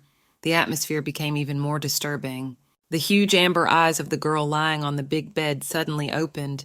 Her heart was beating alarmingly, and her hands were trembling from the sudden unpleasant awakening. The girl sat up in the bed, and around her there was a pressurizing, impenetrable darkness, only the terrifying sounds of the thunderstorm breaking the sepulchral silence. Suddenly, a hand with long, thin fingers reached out from the darkness. The girl wanted to scream, but only a squeezed cry escaped from her throat. And then out of the pitch blackness came a sword that glittered with danger and plunged with all its might into the defenseless flesh. Scarlet blood dripped from beneath the sword and then flowed out in an ever-increasing stream. It gradually filled the entire visible space. The young duchess's amber eyes flew open and she stared at herself, trying to figure out what it was. Her hands were frantically clutching the blanket, and her hair was in an unkempt mess on the pillow. And the first thing she saw was the high, painted ceiling of the Duke of Wensgrave's chambers. It seemed so beautiful and peaceful compared to the last thing she had seen, as it turned out, in her dream. The girl jumped out of bed in a cold sweat and with a barely audible exclamation. Her sudden awakening from her terrifying nightmare brought the little duchess inexpressible relief. The little girl immediately began to look around cautiously, trying to figure out where she had slept. Her disheveled hair and puzzled look betrayed her confusion. The last thing she remembered was the big chair in the Duke's study, and then the gaze of her amber-brown eyes came across the Duke of Wensgrave, who was sitting across the bed. From the sudden fright, the girl mentally shrieked, but managed to restrain herself from screaming out loud. In turn, the man turned to his daughter. After full awakening, the girl finally remembered everything about the events of yesterday, how she got lost and accidentally wandered into her father's room, their short but so tense conversation, his questions and strange reactions to their unexpected meeting. The young duchess nervously fumbled the edge of the blanket in her small fingers, worrying about how the formidable Duke would behave with her today. Yesterday she had been very frightened, but by some miracle she had managed to fall asleep right in the middle of the conversation and slept for hours on end. Meanwhile, the man slowly approached the girl sitting on the bed and in a nonchalant voice ordered his young daughter to give him her hand. The little girl did not immediately realize what was required of her. She looked into the Duke's face with frightened bewilderment, wondering why he suddenly needed his hand. Seeing the incomprehension in his daughter's eyes, Duke Wensgrave repeated his order. This time the girl decided to obey, holding out her palm to the man. The man, with all delicacy, took the small child's hand in his strong and firm one. Suddenly, under the Duke's fingers, a bright bluish light burst out of the girl's hand, and as if a splash of star rain scattered, surrounding father and daughter with a ghostly glow. An unusual sign appeared on the little girl's hand. It emitted streams of blue glow. The girl stared at her hand in surprise, mouth ajar at the unexpected magical occurrence. The man and the girl froze, looking at each other. In the eyes of the little girl froze a mute question, and the Duke as if pondering what to do with his unexpected acquisition. Finally, the man came out of his stupor and explained that the ducal estate was subject to sorcery, so strangers who did not have a mark would wander here without a way out, and then wondered if the servants had not bothered to warn the little lady about this little thing. The little Duchess realized that all this time she had been wandering around the manor without being able to find a way out precisely because of the lack of a mark. Now everything was falling into place. The master of the magical manor said that right now they were in his room, and the young lady's room was located in the opposite side, on the right side of the corridor, on the third floor. The girl also realized that the fact that she could not find the door to her chambers was not her fault. She hastily assured her father that she was clear and that she would no longer wander the estate in search of the right door. The Duke of Windsgray's golden brown eyes looked at the girl thoughtfully and approvingly from beneath her pitch-black strands of hair, and the man calmly announced that he had summoned servants to escort the young Duchess to her chambers. He also wished her to come to him after dinner, as the Duke still had some questions for his daughter. The girl, however, was relieved that she could finally be free. Carefully opening the huge door, the little girl slipped out into the corridor, leaving the Duke of Windsgrave's apartments. The young Duchess knew that the maids would be waiting for her outside the door, and she hurriedly apologized to them for leaving them unexpectedly the day before. But as soon as she saw the three familiar maids, she forgot about etiquette and rushed joyfully to them, calling the girls by name. To her delight, it was Pena, Mary, and Celia. All three maids ran up to the young Duchess, leaning toward the little girl with concern and care. The girls had been worried all this time about where their lady was missing and couldn't find a place to be. Pena remorsefully apologized to her little mistress for not telling her earlier that the manor was enchanted. Because of this, the girl suddenly disappeared somewhere, making all the servants nervous. But the young Duchess stopped the maid, saying that she should apologize because she left without warning, but excused herself by saying that she was sure that nothing would happen if she took a little walk. With pride, the girl held out her hand to Pena, showing her mark that she had recently received from her father, the Duke of Windsgrave. With cheers of joy, the other two maids congratulated their little mistress on her acquisition of the magical mark, telling her that young gentlemen did not receive their marks until the age of 10. Pena, on the other hand, suggested that the Duke probably cared a great deal for his daughter. The girl did not give any sign, but in her thoughts she strongly disagreed with the maid, because if he is so fierce in his care, then what is he in anger? And then the young Duchess realized, and she added that the Duke father wished to see her in the evening, so probably the maids would have to escort her. The girls immediately fussed. One suggested that she should go to the Duke's little daughter's chambers to take a bath and change her clothes, and the other complained that it must have been uncomfortable for the girl to sleep in that dress. Heading for the little Duchess's chambers, the four ladies were enthusiastically discussing the bath products ordered the day before the dress, and which of the girls would assist the young Duchess in her toilette. The bright white feathers of clouds floated in the clear summer air, and among them floated the majestic silhouette of the Dukes of Windsgrave's old estate. Meanwhile, in his study, in a large armchair, sat the owner of this huge and majestic estate, the formidable Duke of Windsgrave. He was working with important documents, as suddenly someone knocked on the gilded double-leaf door. It turned out to be the Duke's young daughter, who came as her father had ordered to continue yesterday's conversation. The girl stopped in front of the large desk where the Duke's father was sitting. This time the man was dressed formally in a gold-embroidered uniform.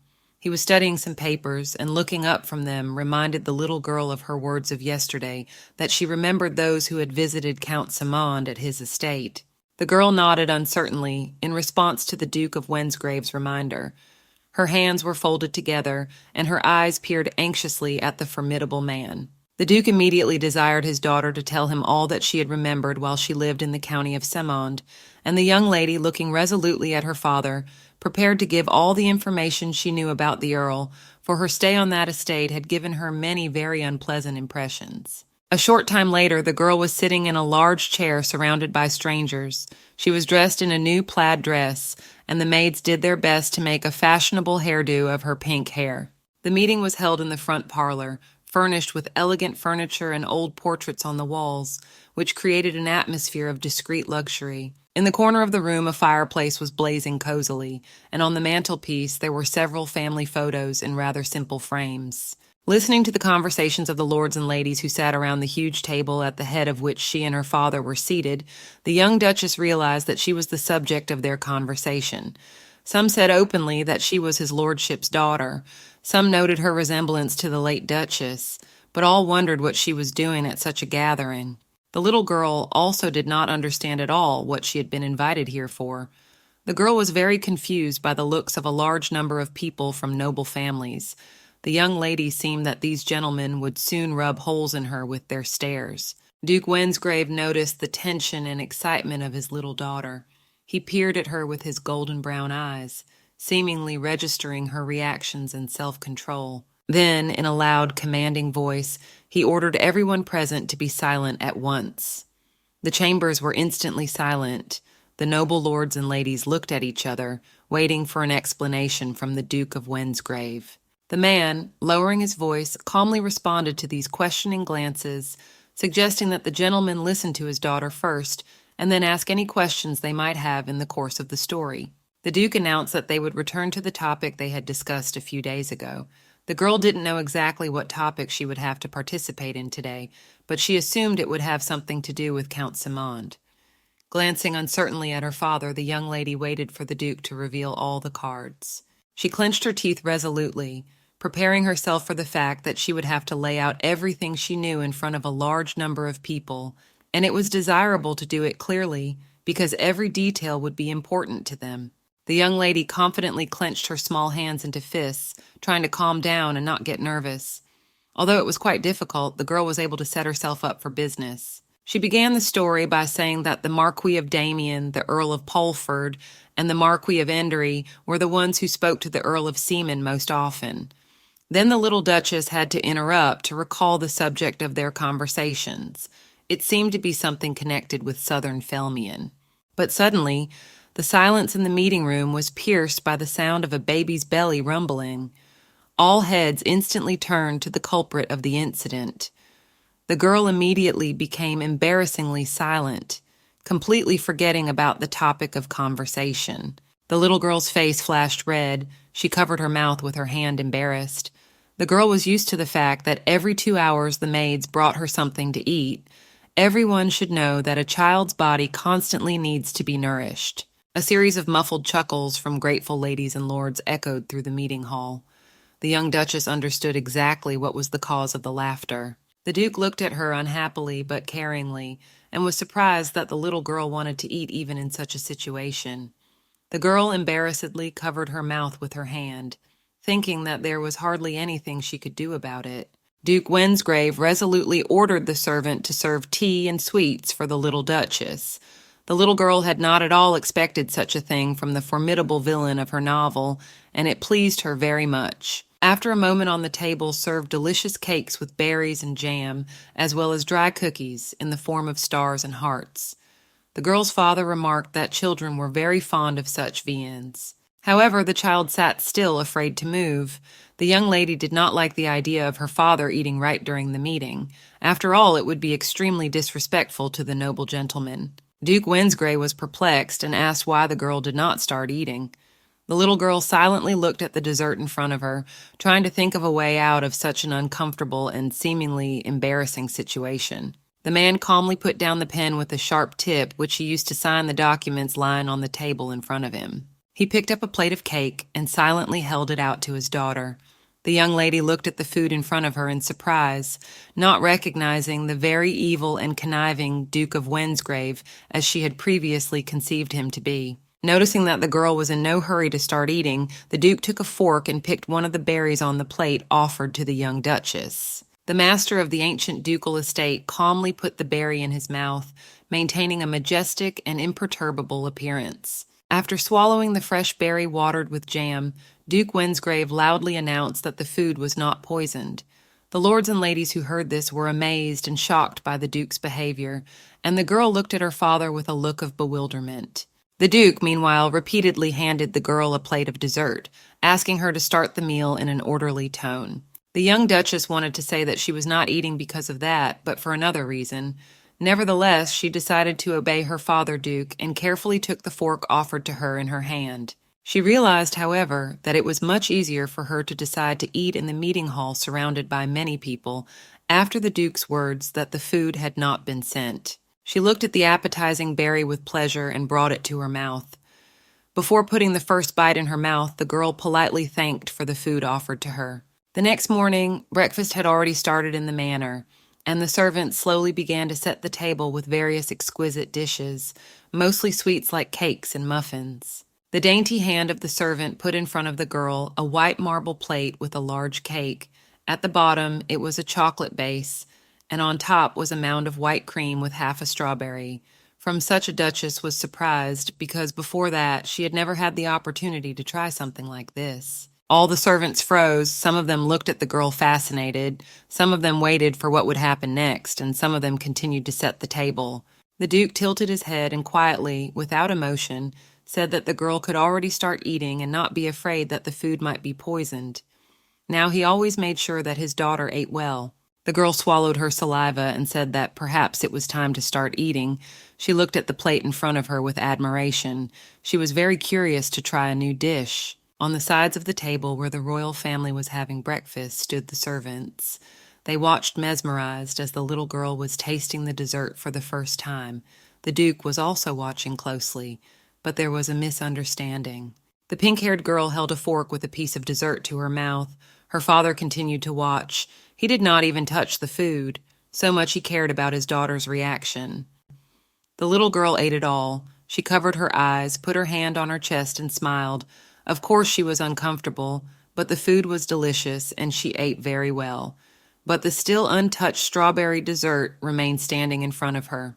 The Duke, through his hair, which was slightly falling over his eyes, looked sternly in the direction of the girl and the plate with the dessert standing near him, and said that this strawberry dessert she should also eat. From these words of the man, all the maids standing near him began to whisper. They were somehow amazed by such a gesture from the Lord, so much so that some of them even at first did not believe what they heard. After that day, Henry began to come regularly and was the first to taste the food. He and his daughter did not quite understand each other correctly, but she was more comfortable with it, though in some places it made her uncomfortable. After all, before in the county the girl had to taste the food herself for poison, it was an order of the Simond family.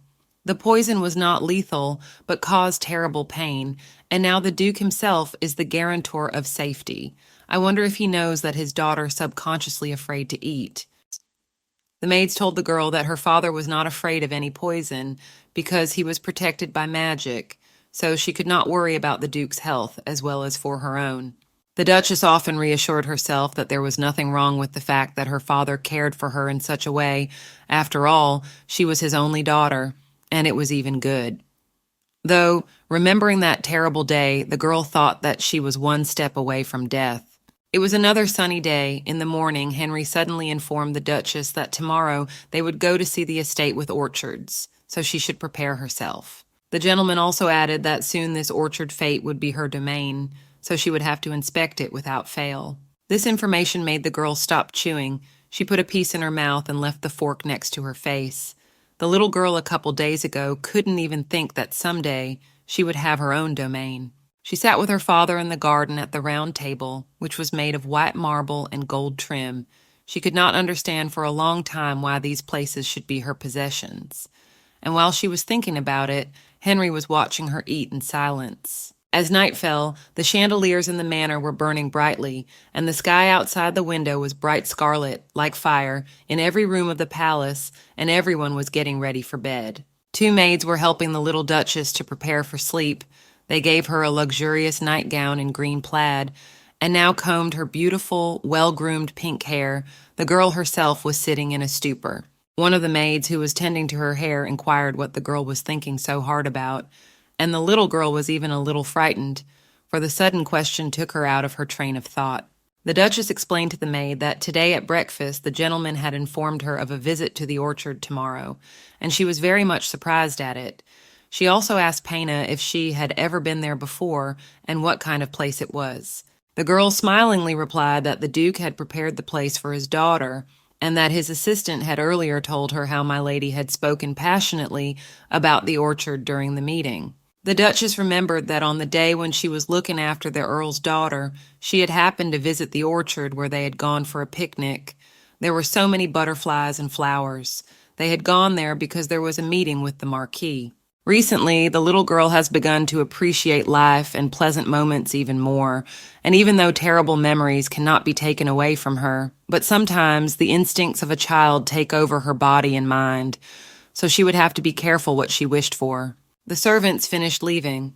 They asked the little Duchess if everything was comfortable, and if she liked everything. The girl replied that everything was fine, and then the two girls suggested that she should go to bed. The moonlight fell on the girl's luxurious bed. It was golden on top with red curtains, and underneath it was very comfortable, soft, and cozy. When the little girl lay on it, she instantly fell asleep. The girl was already in a half-sleepy state. Now, when she thought of the coming day, her heart was jumping out of her chest with excitement. Tomorrow would be her first picnic, only now in another life. The maids waited until my lady was asleep, and then quietly left the room. The golden door with a small bell on top creaked open. Outside the Duchess's chambers, the chandeliers still shone. One of the maids asked the other how the little girl was feeling now. The other said that she was very excited for tomorrow, and so she was worried that it would prevent her from getting up tomorrow morning. The three maids stopped to discuss the situation. One of them said that she was glad, because it would be the first time the little girl would be away from the castle since she came back, because the girl was worried that she might be scared because of it. Druga had noticed that the Duke cared for his daughter more than the girl had previously thought, and so for once she was really scared to tell her that my lady had hurt herself. Suddenly, the Duke himself appeared on the horizon. He immediately asked what the maids were doing now. They timidly replied that the lady had only recently fallen asleep, and so they were only now going to their chambers. But the man explained that this was not what he was interested in, but because he had an important task for the maids, so he asked them to follow him now. The day came. Henry and his daughter were already in the carriage. The man was quietly looking out the window with his head resting on his arm. Today he was in his dress suit. And his daughter, the little Duchess, was looking out the window mesmerized, with her mouth open and a sparkle in her eyes. She put both hands on the glass and could not take her eyes off everything that flashed before her eyes. A luxurious green carriage with big wheels, pulled by two horses, gradually began to drive into the bright white void. This interested the little girl even more. The maid named Pena, who was sitting next to the girl all this time, explained that soon they would drive into the magic gate, and after that they would immediately find themselves on the spot. From this, the Duchess became even more so. Everything was very interesting and unusual to her. Soon the girl found herself in an unusually beautiful garden, in which there were a lot of marvelous flowers. Mostly they were tulips from their beauty, Duchess Aj exclaimed.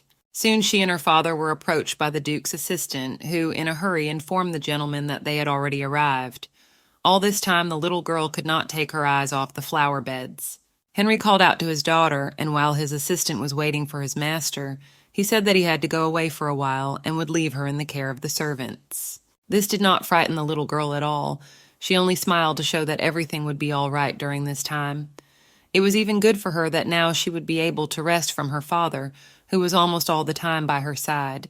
One of the maids took the Duchess by the hand and took her for a short walk in the garden, and at the same time the Duke was watching them. He was calm for his daughter because he completely trusted the maids. Though sometimes there was a look of anxiety in his eyes, he was a little uneasy, because for the first time he would have to be separated from his daughter, even for a short time, but still a little time. The weather was marvelous. Flowers were blooming in the garden, and the fruit trees were full of marvelous, red, plump, juicy apples, which I wanted to taste. The Duchess took one of the fruits in her hands. She looked at the perfectly round red apple and prepared to taste it.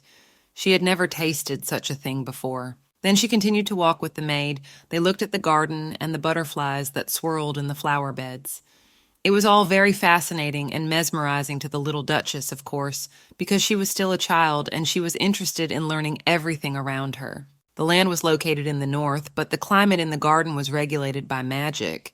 It was very unusual and convenient because, thanks to magic, the garden could always be so beautiful and blooming. On the way here, the Duke told his daughter that the lands of the duchy had already been divided among his sons. There were even already documents that confirmed it, but the boys would only get the rights to rule when they were older. The little girl reflected on the fact that she had never had something she could own before, so the size of the granted lands made her slightly confused. Soon she was approached by the Duke's aide, who said that Henry had prepared a pony for her and if she would like to ride it. The girl willingly agreed. The maid helped her to get on the pony, as it was much bigger than the Duchess. When the girl was on the horse, she opened her mouth in delight. After a little ride on the pony, the girl fed her fresh carrots. She really liked to spend time with the animal while her father was doing business. After a while, her father's assistant approached the Duchess again. He gestured with his hand to draw the girl's attention to another interesting thing that was in the garden. This thing turned out to be a dog, which immediately attracted the girl's attention with its ringing bark. The dog was the size of a little girl. He had golden fur and a red collar around his neck. He was very kind. The little Duchess was not afraid of the dog because she almost immediately thought that he was very nice. She was eager to play with him. The dog also liked the girl. After they looked at each other, the dog began to lick the Duchess, and she in turn was not against it. One of the main advantages of the dog was the fact that he was so big that the Duchess was as comfortable as possible to hug him around the neck, which, by the way, and liked the animal. As a sign of this, he barked loudly. And all this time, the maid was watching the game of the two new friends. She liked to see how the little Duchess spent her time. The last minutes with the dog passed very cheerfully and comfortably. The animal kept his tail raised and barked, running after the girl, who thus played with him. It was time for a snack, and the Duchess was immediately informed of this by the maid, and they went together to a small picnic, which was situated not far from them in the garden.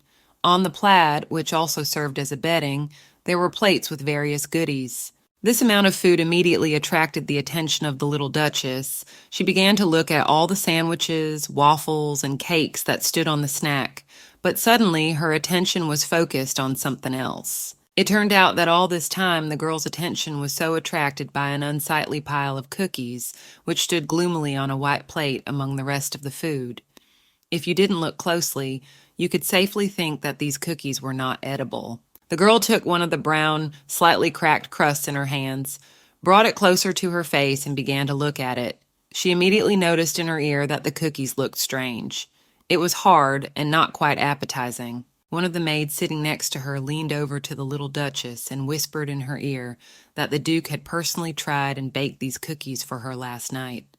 This made the little girl even more interested in what had happened to the cookies, that they looked very peculiar. It turned out that after my lady had fallen asleep and the maids quietly left her room, Henry came up to them and asked if they had a recipe for something he could make himself. The maids did not immediately believe their ears, for the Duke had never asked such a question before. But the man resolutely explained that his daughter would not eat what someone other than him would give her. In the mind of the gentleman was a tactic that, since the little girl eats only what he gives her, it will be much easier for him to prepare something himself. The girl looked at Henry and at the strangely hard cookies, and realizing the nature of the situation, she thought that now her father was a little too much with his care. But the girl didn't say anything out loud. She just sat under the gaze of Pana and her father. The little Duchess decided to try the cookie. She took it to her mouth with great appetite and tried to take a bite. At first, it even seemed to her that this masterpiece of cooking is very tasty, but then when she tried to chew it, the girl realized how wrong she was. When the girl tried to swallow this small piece, her eyes almost darkened. She did not fully understand what was the matter, whether the cookie was so oak or it was simply unpalatable. In her mind, the Duchess thought that the cookies had an unusually mind-boggling flavor, as mind-boggling as the cook himself, who was now staring her in the eye, waiting for her reaction to the cookies.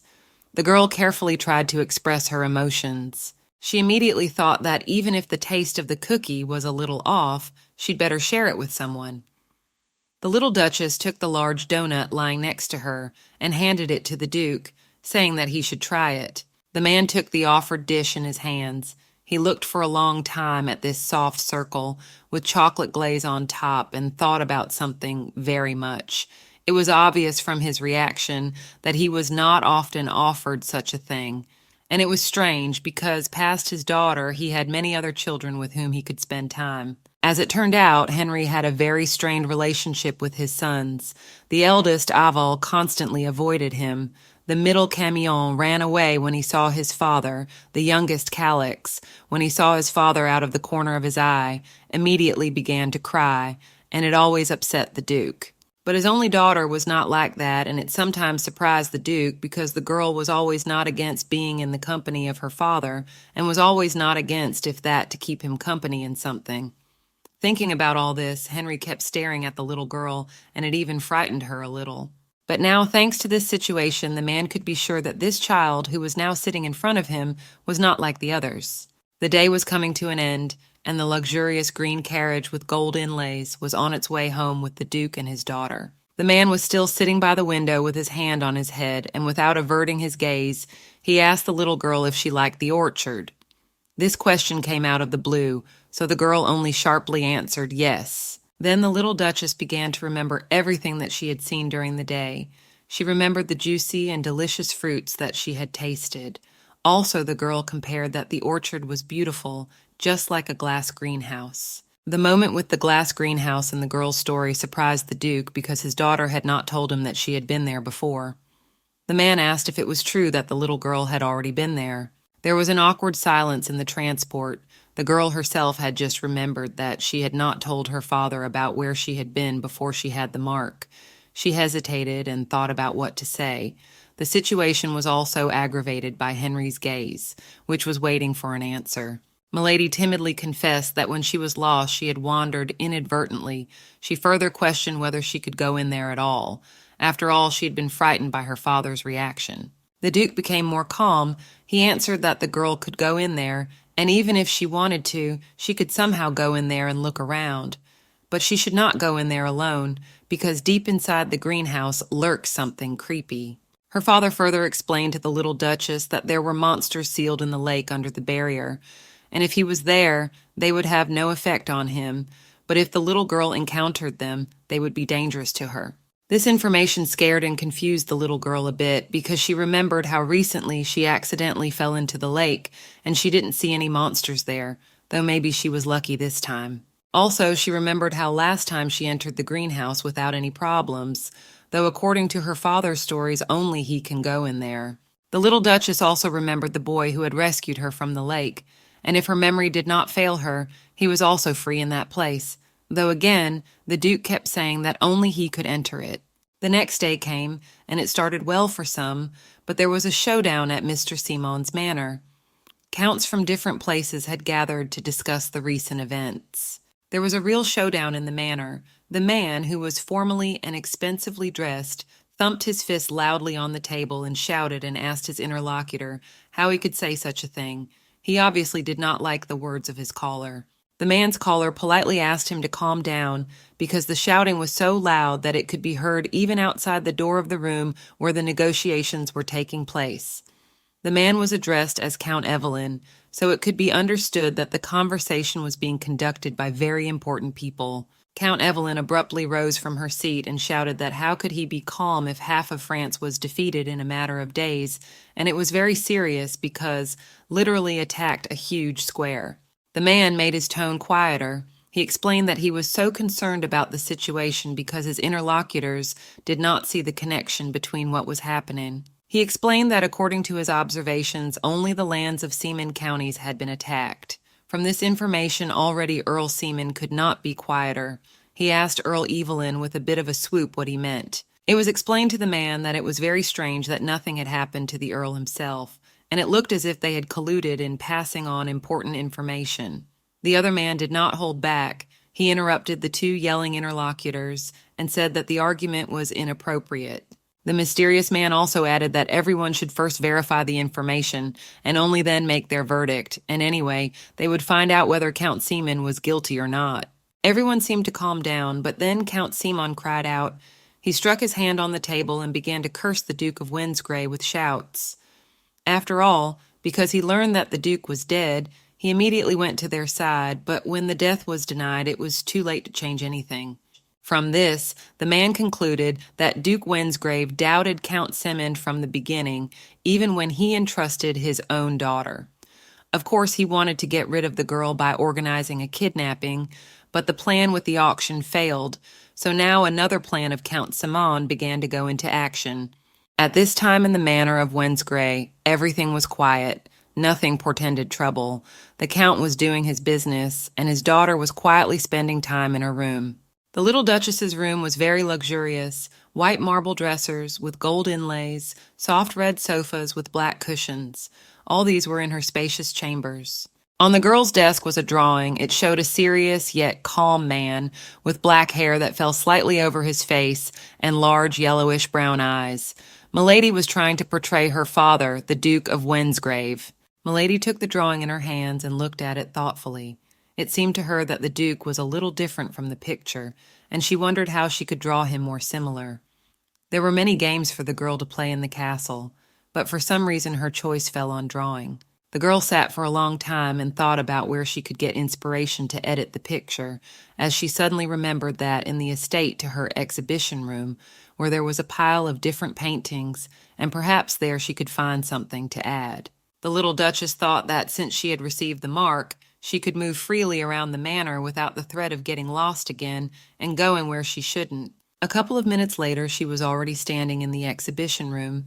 The local paintings were beautiful, so it was quite a lot in the gallery. A lot of different paintings in gold frames in the room, each in its own way, attracted the girl's eye. But one picture especially caught the little girl's attention. It was large, almost to the ceiling. It depicted her family, her mother, her father, and 3 brothers whom she would soon see. The picture was magnificent, so the girl stood looking at it for a long time. The girl's attention was very much attracted by her brothers and the Duke's 3 sons, and according to the maids, they were soon to return to the castle. Based on what the Duchess had written, all 3 of them unfortunately had terrible personalities, but the girl still hoped that they really just didn't know how to show their emotions like their father, and the girl still found him a bit scary. She figured it would be nice if the brothers were the same. The girl walked around the gallery some more and decided it was time for her to head back. Gradually, she made her way to the exit of the hall. On the way, my lady thought about her family and the fact that in the story her father had a very strained relationship with his sons. At times, she was interested to see how their interaction looked in life. She also decided that it would be a good idea to write down everything she remembered so she wouldn't forget any details. Suddenly, the Duchess heard a voice behind her, asking if she was walking alone. Then the voice asked where my lady was going. Such questions made the girl uncomfortable. She realized that it was the court ghosts, which frightened her very much, so the girl decided that she should speed up her step. One of the ghost maids told the other that they would definitely frighten the Duchess if they called her so suddenly, and the other ghost maid replied that she only wanted to help the little girl. The little girl herself was now running away from the ghosts, screaming that she didn't need any help from them. The little Duchess had completely forgotten about them. She realized that they were ghosts that had a contract with the ducal family, but ghosts are ghosts, and they were incredibly creepy. The ghosts kept worrying about the little girl. They said that if she ran like that, she might fall, but the girl's response was only to shout that she was fine and would be even better if they stopped chasing her. The little girl ran into the street. She could still hear the ghosts saying that now she had gone where she shouldn't have gone. They tried to explain why, but the girl couldn't hear them anymore. Finally, she stopped to catch her breath. The girl had been running at such a speed that her eyes were almost dark now. She stood with her hands on her knees and tried to regain her breath, breathing through her mouth. Now that she was out of breath, she decided to walk a little way and see where she was now, for the Duchess was running so fast that she could not even see where she was going. The girl came out in front of a small garden and turned around to the quiet echoes of the ghosts. She turned around to listen to what they were saying, but they had already subsided. The little Duchess stood there and couldn't tell if she had heard what the ghosts were saying, that the place she was in was dangerous, because the garden looked normal and didn't seem threatening. Milady walked deeper into the garden. All the while, she looked around cautiously, and all the while, the garden seemed most ordinary to her. Suddenly, a big apple tree appeared on her way, on which there were big, ripe, and juicy apples. It surprised the girl very much, because she had never seen an apple tree before, and, in principle, fruit trees. This caused the girl to think that she was lost again. In a panic, the little girl began to look around to understand where she was now. Suddenly, she heard a rustle from the side of the tree. The girl turned her head frightenedly in its direction. She could not even imagine who she could see in the tree. After all, it was an enchanted garden, and there could meet anyone. The tree branches opened, and the sunlight illuminated a human figure sitting on a branch. It was the same boy who had rescued the Duchess from the river she had fallen into when she had first gotten lost in the manor. The boy did not look dangerous. He looked at the girl with a smile and held an apple in his hand. Outwardly, the young man resembled the Duke, the girl's father. He had the same brown eyes with a tinge of red and dark hair that hung down slightly over his eyes. His facial expression was always mysterious and calm. The little Duchess remembered the boy. Her uneasiness even went away a little, but not completely, because it was strange for her to see him again, and even in such a place. Milady stood under the tree and looked up directly at the boy, who had been sitting on a thick and sturdy branch all this time. You could see from his face that he was even glad to see the Duchess again. At this time in the manor, Duke Henry was dealing with important matters. His assistant in a formal suit brought him a stack of documents and said that these were the results of the investigation that were ready. The man put the documents on the table. Right in front of the Duke, there were a lot of papers. They were in a special folder, and therefore something like a thick book. The Duke, who was sitting in his office on a luxurious throne, took the folder and scrutinized the papers. He scrutinized every word so as not to miss important details, because these results were very important to him. After Duke Henry had familiarized himself with the papers, his assistant told him that there had recently been a meeting at the house of the Marquis of Alfort, and it had been revealed that Count Simon was also involved. From this information, the Duke looked down and thought he remembered his last conversation with his daughter, which had taken place in the carriage as they drove home from the orchard. There the man brought up the subject that his daughter had no name at all yet, and to his surprise, this fact did not embarrass the girl in any way, for she'd lived without one for 8 years, and even now it was absolutely normal for her. The girl did not understand why the name was so important. She also explained to the Duke that when she was still living in a foster home with Count Simon, he told her that he had no right to give her a name, because she was at his temporary residence. The Duke replayed the dialogue once more in his head, and once more took the papers in his hands to reread them. In a way, this investigation was related to his daughter, so it was important to him. After the man reread the papers, he put them on the table, and then put his palm down on them and stood up abruptly from the table. He needed to think things over and figure out what decisions were best for him to make now, and what would be best for his daughter he kept thinking about. Even now he remembered that he hadn't seen his little girl for a long time, and he didn't even know where she could be now. The man asked his assistant where she was, and when he realized that he didn't know where the girl could be either, he went in search of her. The sun was shining brightly that day. The young man was sitting in a tree eating ripe red apples.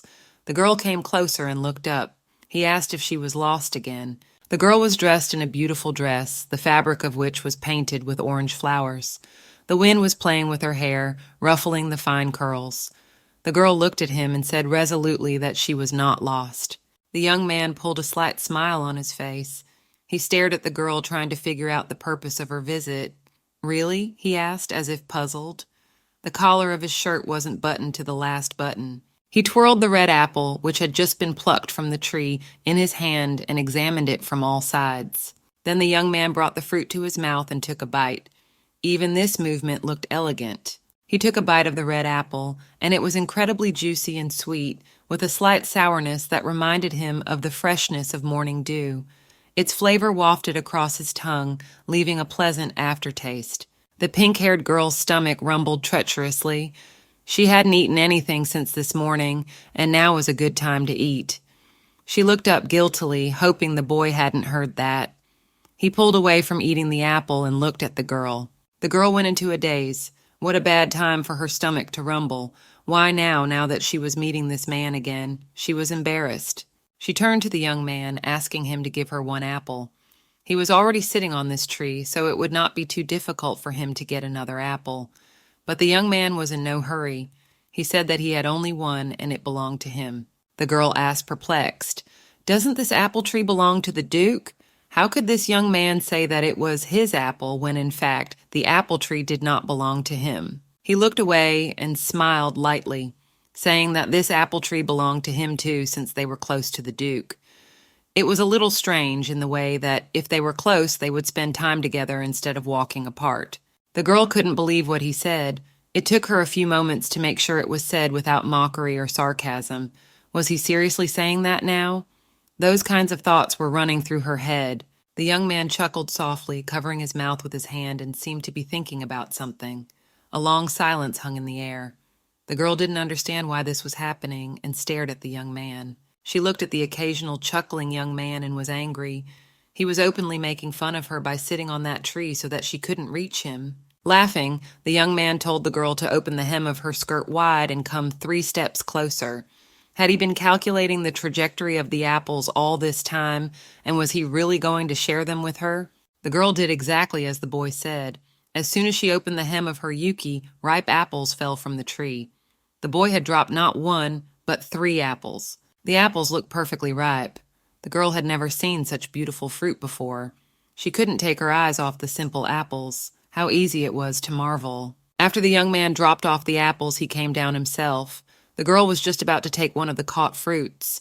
The boy began to approach her, apparently showing a desire to talk about something. He handed her the 4th apple, the reddest and ripest. This apple looked even more perfect than the one she had caught a few minutes ago. The pink-haired girl was even more surprised. If this apple was perfect, why was this young man giving it to her? He placed the fruit in her hand and added that, in his opinion, this apple was the ripest and sweetest. The girl was extremely grateful for this attitude. It was hard for her to understand the meaning of his actions. The sky was perfectly clear. Not a single cloud could disturb its blue abyss. The sun shone brightly, illuminating the world, and the celestial azure seemed endless. An invisible breeze barely fluttered in the expanse of height. The young man asked the girl's name, but so could not answer. She didn't have a name yet, after all. She was a nameless book character from an unfinished story, so where would her name come from? The boy was shocked to hear this. He didn't think she really didn't have a name. The girl took a bite of the apple and chewed. It was juicy and sweet. Then she turned her head and asked what the young man's name was. It was true that she had never learned the name of her savior since their first meeting. The dark-haired boy did not want to reveal his name. When asked, he evasively replied that his name was too long and difficult to pronounce, that it was a confusing collection of sounds that were hard to match on the tongue. He smiled softly. With ease and grace, the apple flew into the air, describing an arch. The boy tossed it again and again. As it reached the climax of its flight, the light of the sun bounced off the surface of the fruit, giving it a glorious sheen. The young man's fingers closed neatly and precisely around the apple, catching it again as if perfectly calculating its trajectory. After a little silence, he said that the girl could call him Keon. A slight smile shone on his face at the words. The girl tried to memorize the man's name. She looked at him perplexed. How could one be called by another name, even if his name was hard to pronounce? He smiled, his smile lighting up everything around him. This young man was convincing, but there was something strange about his name. There had never been a character named Keon in the girl's novel. There was no way she could just forget it. She really hadn't written such a character. Then who was this young man standing in front of her? Could it be that he too had gotten here from reality? She pondered over the fact that Keon is not an imperial name. Is he really an insignificant minor character? But if that was the case, then how did he show up at the lake back then? Things were not working out according to the plot at all. The girl turned her head, wanting to ask the young man another question. She was still wondering how he could have been in the greenhouse when the pink-haired girl had almost gone under. But as soon as she turned her head, the young man had vanished as if he had never existed. The Count's daughter was perplexed. She sincerely did not understand why he left so quickly without even saying goodbye. Keon was gone.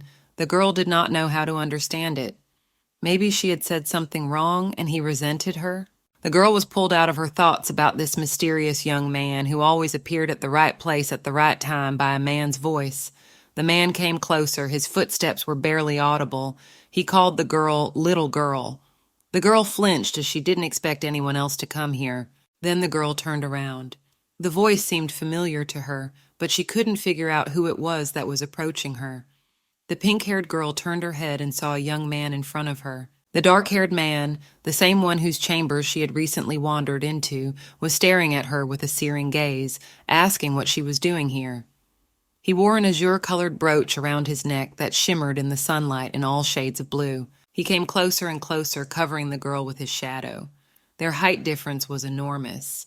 The pink-haired girl quickly jumped up from her seat, still twirling one of the apples in her hands. She didn't know what she should say to the Duke. Apparently noticing how worried the girl was just seeing him, the man gave her another glance and said softly that it was time to eat, and she was only interrupting her appetite with the apple. The pink-haired girl didn't expect that this man wasn't already angry with her. She held out an apple to the Duke and smiled, offering him a taste of one. The apples were indeed tasty and sweet. The girl offered it from the bottom of her heart, but she also kept thinking that this orchard and the apple trees in it belonged to this man. The dark-haired man stared at the girl dumbfounded. He had never thought that she would offer him an apple, too. He didn't know how he should react. Only a minute ago he had scolded her for interrupting his appetite, and now he wanted to take the apple himself. Luckily for him, a servant, out of breath from a long, fast run, appeared on the horizon. He quickly inhaled and exhaled in syllables, trying to address the Duke. The man turned his head, the apples no longer bothering him. The Duke gave the butler his cold amber eyes and asked what was wrong. If the messenger ran so fast, then something urgent and important had happened that could not be delayed. The servant said that Count Simon was there to pay a surprise visit. Hearing this, the girl's face darkened, and she froze in place. The pink-haired girl did not even want to admit the idea that she would have to meet this man, who was disgusting to her, again. From the intense shock, she even dropped the apple. The fruit fell into the grass and rolled to her feet, and she couldn't move. The news hit her head-on, making her remember her miserable past. Why had he decided to visit now? The girl may have told the Duke and the others what she knew about the Earl, but she had no idea that she would have to meet him in person so soon. A couple minutes later, she was already standing at the entrance to the manor, and the Count was coming at her with enthusiastic shouts. He greeted her loudly. In the words of the man could be heard pity. It made the girl feel uneasy. However, even if she met him now, he would no longer be able to hurt her the way he had before. The thoughts overwhelmed the pink-haired girl. The Count hugged her tightly with contrived joy in his voice. But in hindsight, how wrong she was to think that he could no longer hurt her. Another day, the clouds were thickening in the sky. Rain was gathering. It seemed like cold drops could start falling from the heavens at any second. Being in the Count's arms, the girl couldn't break free. Her body was shivering, but that didn't stop the man from keeping her close to him. She wished it would end soon, but her body wouldn't listen to her. Luckily for her, the Duke, whom she had feared until recently, intervened in this 3-act soap opera. He called out to the Earl, saying he was being too frivolous. The dark-haired man's gaze was full of contempt. The Earl let go of the girl and bowed his head, saying that he was sorry. He was only glad to meet the lady suddenly. That's why he was so worried and couldn't control himself. To be sure, he added that he was glad that the Duke was also unharmed. It began to rain. As expected, it did not have to wait long. The sky thundered, and the drops clattered loudly on the pavement. The sky became completely gray. Apparently, the weather would be like this for a long time. After assessing the situation and deciding that he didn't want to get wet, sick, and then, with a high chance of dying so stupidly, the Duke invited all the people around him to the manor. He walked with a quick step towards the main entrance. The 2 men and the girl came to one of the Duke's offices.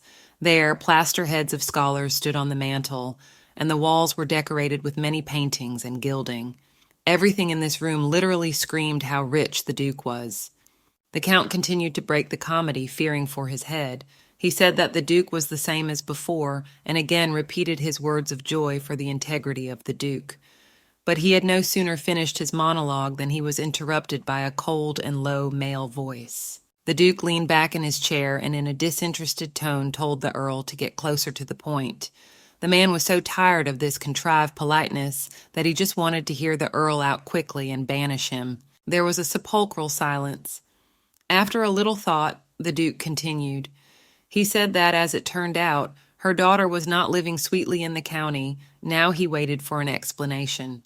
The man put his foot on his leg, looking down at the Earl with a look full of hatred and anger. The man with the mustache, gesticulating vigorously, tried to prove otherwise.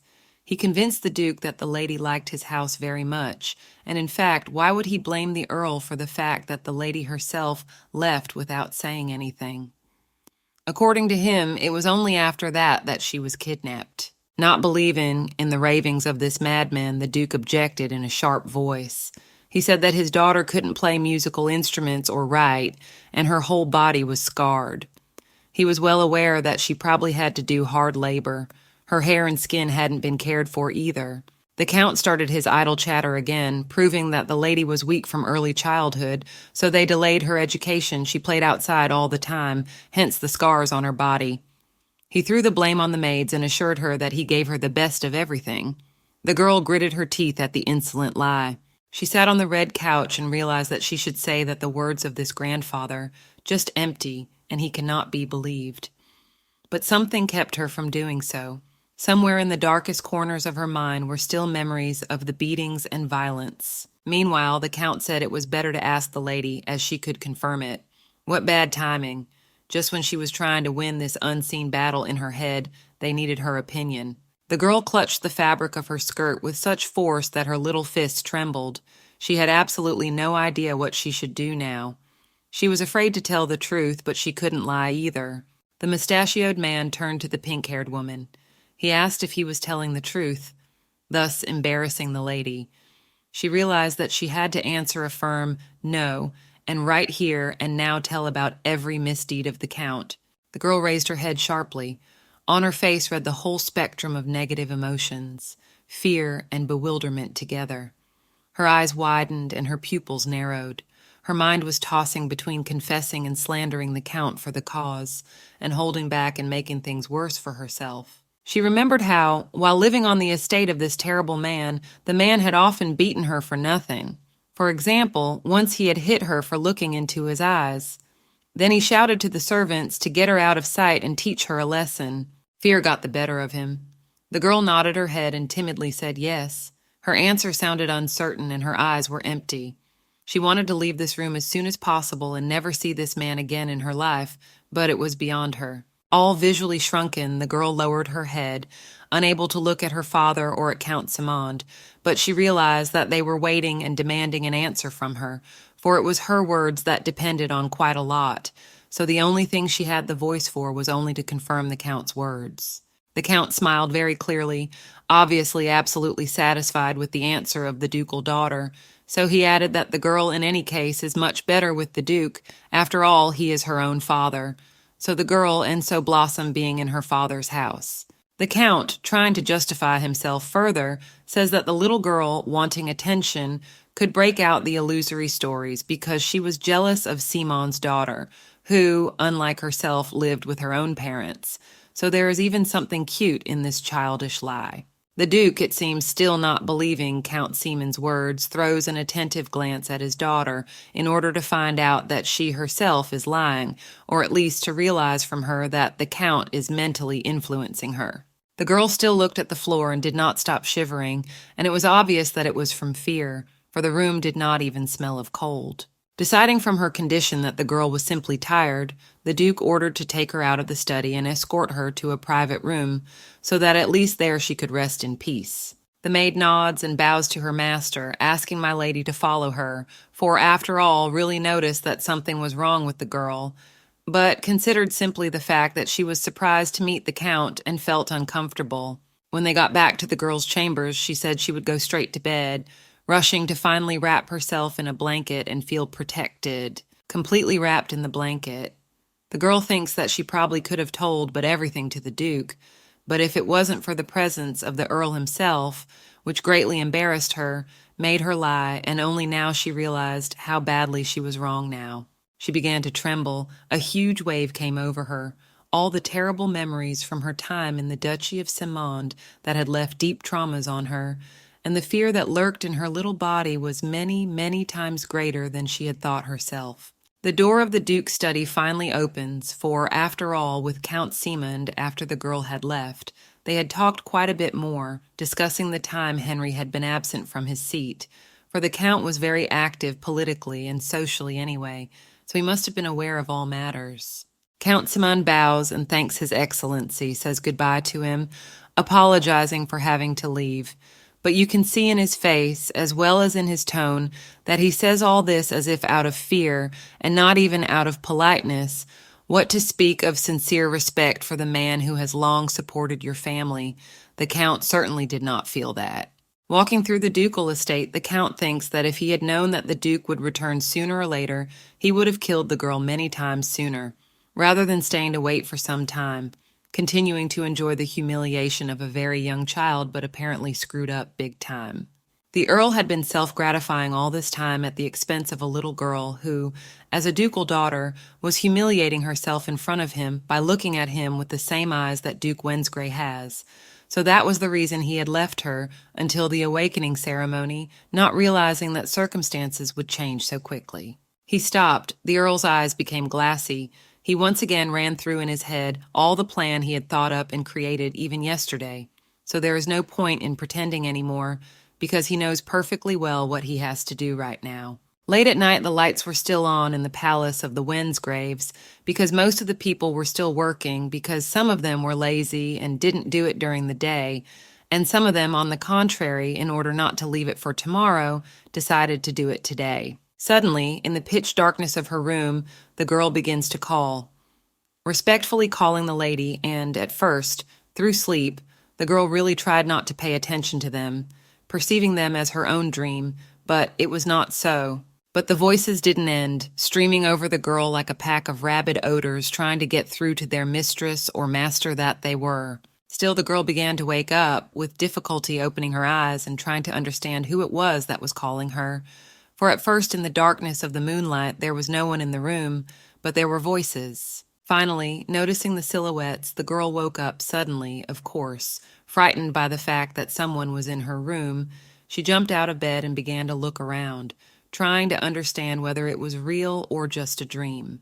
The girl was surrounded by the ghostly servants of the manor, who checked several times to see if the girl was awake, and if she could see them, because, in fact, a person could wake up just from the strange feeling of being near something otherworldly. Finally, the ghostly maids began to apologize for getting the little mistress up at this hour, but there was something she really needed to know, or something irreversible could happen. Even at night, the castle was bright thanks to the full light of the northern moon.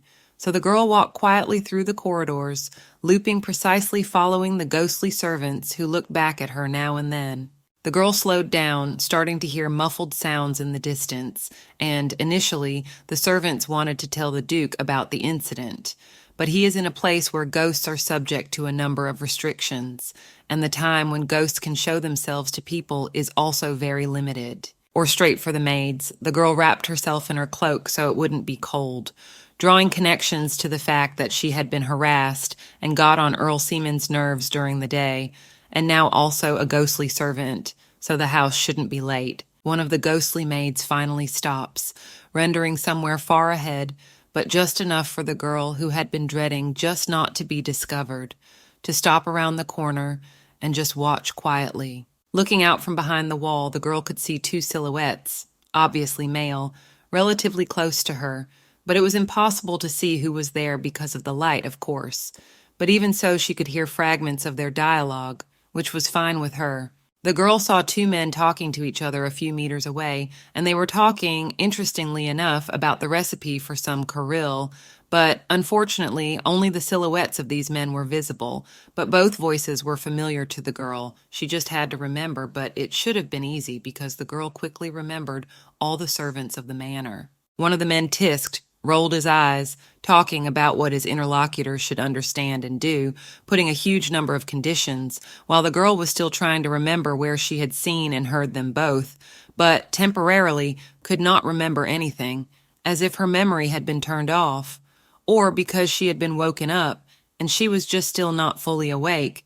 It was harder for her to perceive reality. And so the second man spoke again, saying that he would get everything he wanted when he did everything. And that was enough to make the girl's memory clear, and she realized that it was none other than Count Simond who was speaking now, who at this time should have been asleep long ago, as a real guest of the manor, and not discussing something with someone from the working staff of the manor so late. From surprise and carelessness, the girl makes a rash step, almost falling, and this step turned out to be too loud even in soft children's slippers, which, it would seem, did not even have a normal sole. So those two men could not help but hear it, immediately interrupting the dialogue. The girl tries to quickly hide behind the wall near the corner that formed the corner, But the men quickly turned around as well, asking a very logical question about who that small but loud top belonged to, but got no answer. The girl kept shivering, hearing how the men started to approach her quickly, for she didn't know where to go at all except to run back. But there was a long corridor where they would definitely catch her, but there were no other ways at all. She was in a very real trap by her own carelessness. The ghosts, with the help of their magic, surrounded the girl with some sort of huge air bubble, lifting her into the air, several times immediately apologizing to her for such an action, as if it expressed their rudeness and disrespect rather than concern and care. When the two men reached the place where the sound had come from, they saw no one, which was astonishing, for they could not have both heard the same sound from the same place at once. It was not like a group hallucination.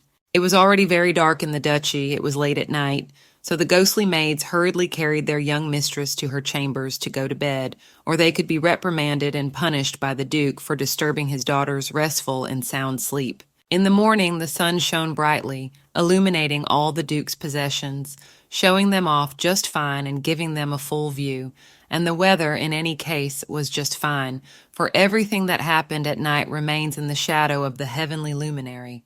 The moon, the 100, boldly hid everything. The girl recalls how that night she was carried in a bubble straight to the bedroom, comparing it to the sensation of riding a real roller coaster in the modern world. Even though the mechanics are quite different, and the circumstances, it gave a kind of shaking, and she thought. That night the girl had never been able to sleep, processing all the information, and now she thought only that she would only be able to keep from crossing paths with Count Seamond if she did not leave her room until he left at all. And as soon as the Count left, she was to speak to the Duke and finally tell him everything, as well as make her assumptions that the Count was probably up to something.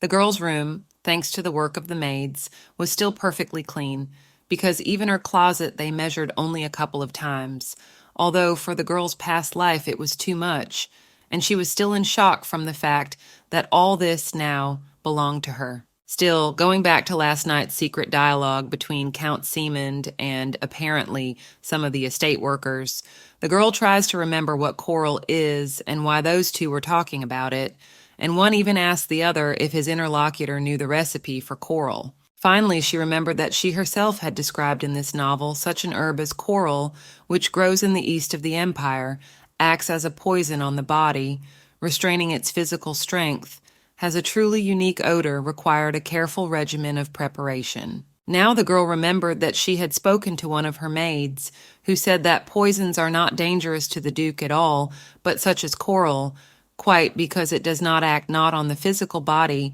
but purely on the magical activity of the body, can be STL but dangerous to the Herozig, whose founding power is magic, so most likely the Count's target from the beginning was the Duke. Finally, to the girl abruptly come to the realizations and memories one after another, purely related to each other and to that conversation of Count Simond with someone at night, because this Simond, apparently, and is the chef of the ducal castle, and the maids, meanwhile, surprised by such a sharp change of emotions and views on the girl that the neighbors could not come out, where and with whom she would go to bed. The girl, without bothering to answer anyone, ran out of her chambers and ran towards the Duke's office, literally breaking with all her legs, running as fast as she could, and the maids who were left to help the girl just ran away, and for this they will face a fine at most, a real punishment from the Duke or the chief servant or both. The girl runs as hard as she can to her father's study, not looking back and very much afraid of being late, thinking that if she had decided to wait for the Count to leave, if he was actually in cahoots with the cook, it could have been her fatal mistake. Even though in the original story, Henry is the real villain who wanted to wipe out the main characters and awaken the most powerful monster. And in the future, along with this, he will become an antagonist, because she herself made him so that she will actively oppose the main characters. Despite this, she cannot leave him in such a difficult moment. She runs even without fear of falling, because all her thoughts are very far away from here. She herself looks only forward, avoiding all the maids and servants on the way, with the hope, when the very door, so she needs now, will appear. She opens the door of the Duke's study without knocking, though she was afraid of it before, entering it very confidently and immediately looking for the owner of the large study with her eyes. ready right now to tell him everything she had learned that night, even taking into account that the Duke did not need her protection. She wanted to help him. Henry, who was reading a book, stops from reading and looks at the uninvited guest who didn't even bother to knock. And while the girl tries to catch her breath quickly, unable to speak, he himself tries to understand what brought her to him so early, after all. Normally, she should have been either asleep or recently awake. He didn't negotiate her schedule, and the girl completely made it up on her own. Having calmed down at last, the girl says that she has something very important to tell the Duke, and yes, indeed, as part of the Vensgrave family, she does feel some responsibility for this house and its safety, and yes, sooner or later, she really will have to take full responsibility for all this, as will her father and all the servants here that bravely stand up for protection. Now the Duke, asking what happened, the Duke she met is much kinder than the one she prescribed in the novel. He himself saved her. Besides, now he is her father. And the girl does not want anything terrible to happen to him at all, and far from only for the reasons that her life and future directly depend on him, but also from the feeling of sincere gratitude. The girl tells her father that everything that was said yesterday by Count Simon is an impudent lie, and last night the ghostly servants brought a solid proof that will help to denounce the Count's atrocities right today, if the Duke, of course, can believe the little girl's words, which, in fact, she was not completely sure. It seemed that the Duke and Count Simond are on good terms. The Duke is silent, but clearly looks at the little person in front of him, thus expressing the fact that he listens attentively to her, even if he decides not to express any thoughts on the girl's words, thinking that in the beginning it would be best to listen to the whole story at once and then judge the Count and his actions, even though for Henry everything was obvious, because he did not believe his daughter from the beginning.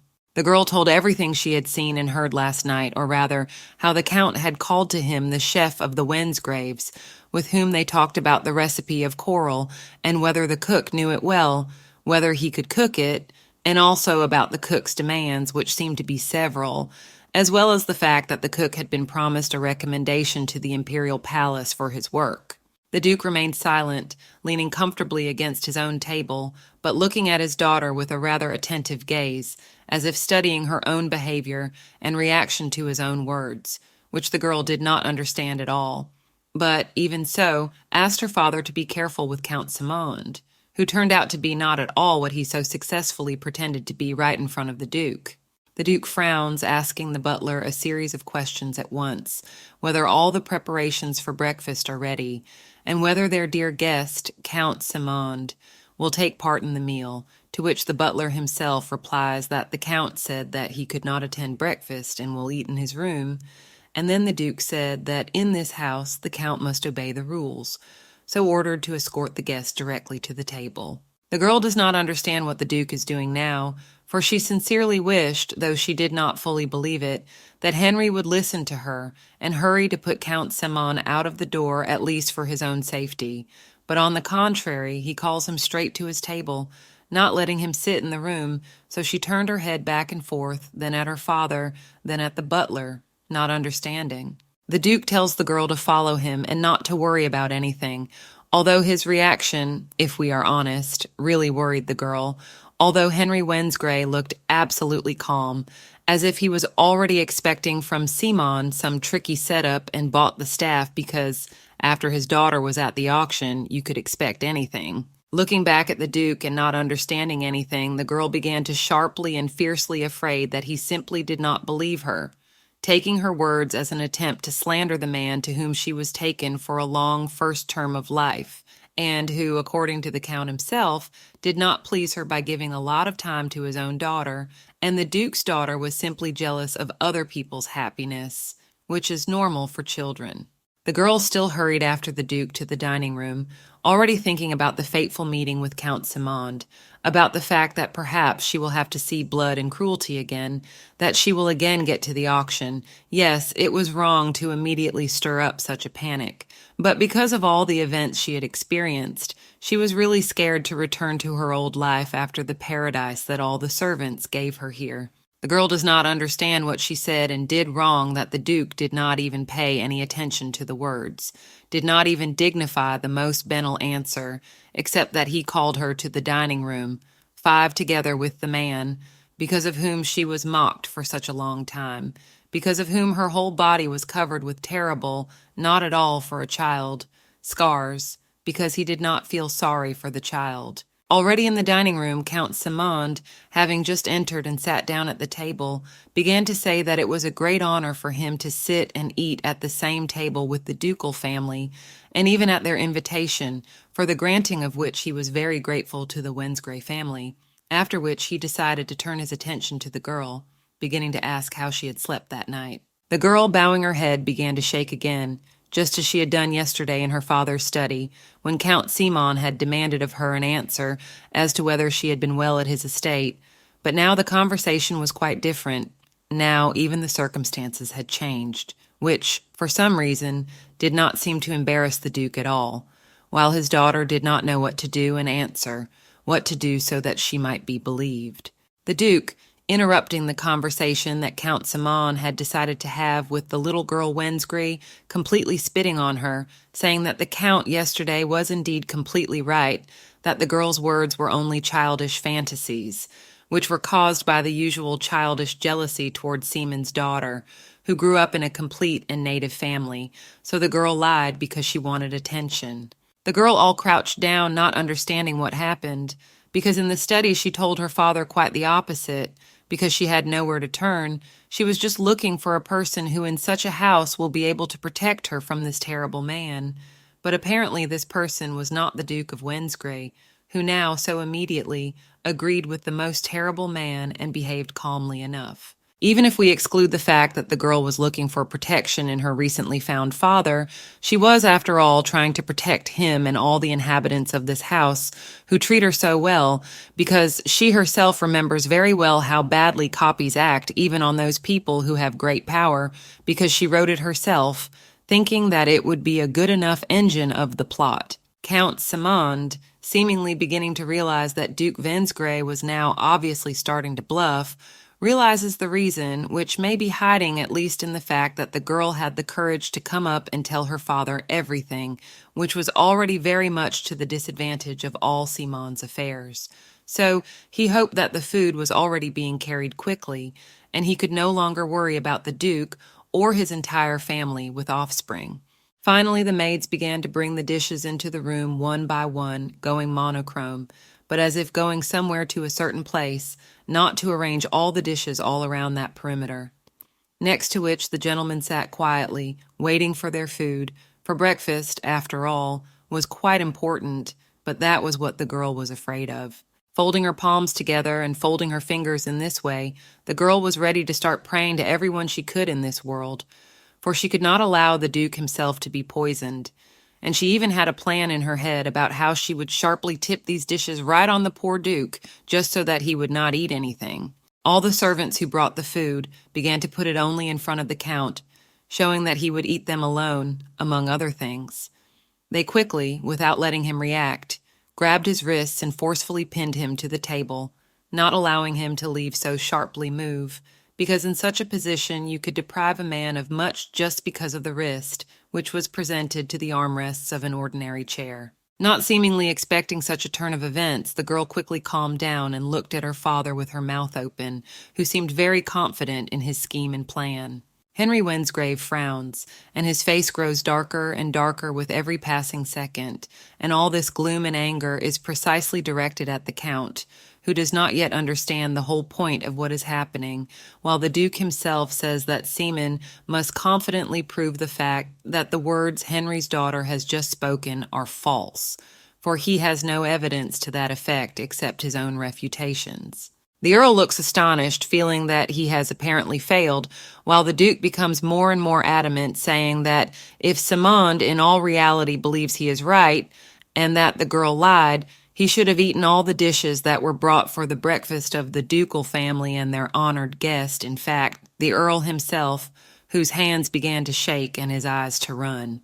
Henry told the Earl to prove that his daughter was not lying by eating breakfast, while a number of soldiers lined up behind the Earl's back so that he could not escape, the Earl himself clutching his cutlery and staring in horror at his plate. It was obvious from the Count's face that he was lying, but he tried to make an excuse by saying that he couldn't stand vegetables. Suddenly the little girl exclaimed that the Count was lying. She clenched her trembling hands. Her fear of the Count was nowhere to be found, but since Henry himself believed her, she didn't hesitate. The little lady, looking straight into the Count's eyes, stated that the Count himself had ordered the coral to be put in the food, thus poisoning her. The Count was shocked at the girl's boldness. Still clutching her hands, the girl said that there was no lie in her words, though it was obvious how scared she was. With a menacing look, the Earl wanted to pounce on the girl.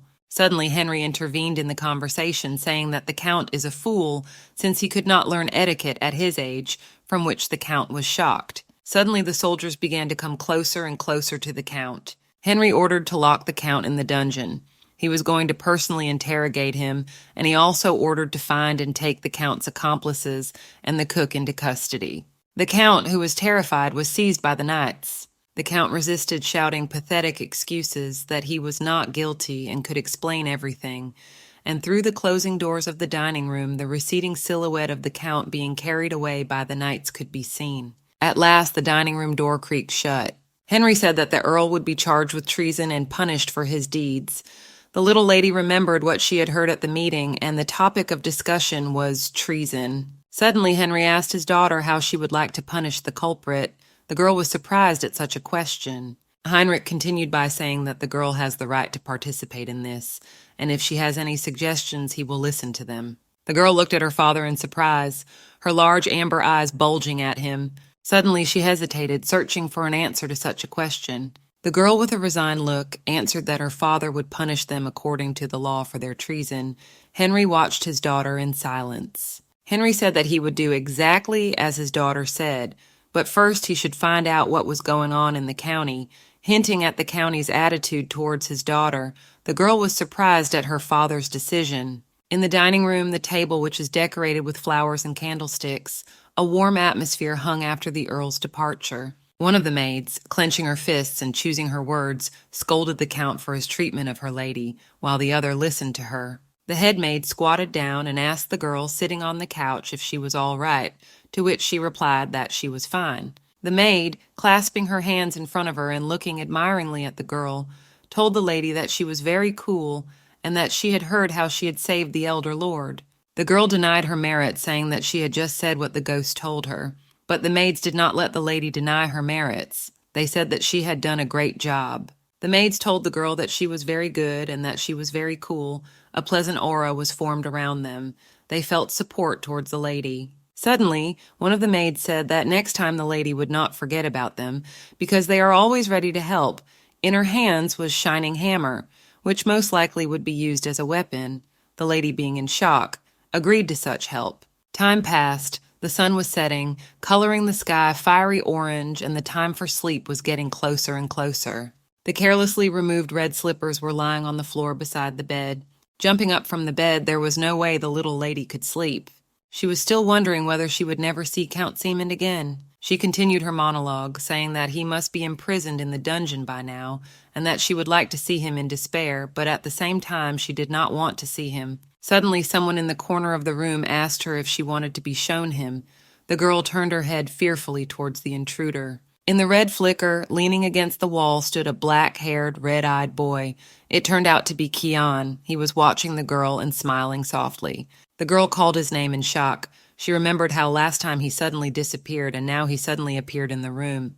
The girl stared in surprise at the hand held out in a mysterious red shimmer that invited her to look at the Count. As mysterious as everything looked, she involuntarily reached for his hand, and in the same instant they moved to where the girl wanted to go. Only a bright light escorted them on an unknown walk. The girl noted that it was suddenly dark. She marveled at the abrupt change of location. Looking around and holding Keon's hand, she wondered if the lights had gone out.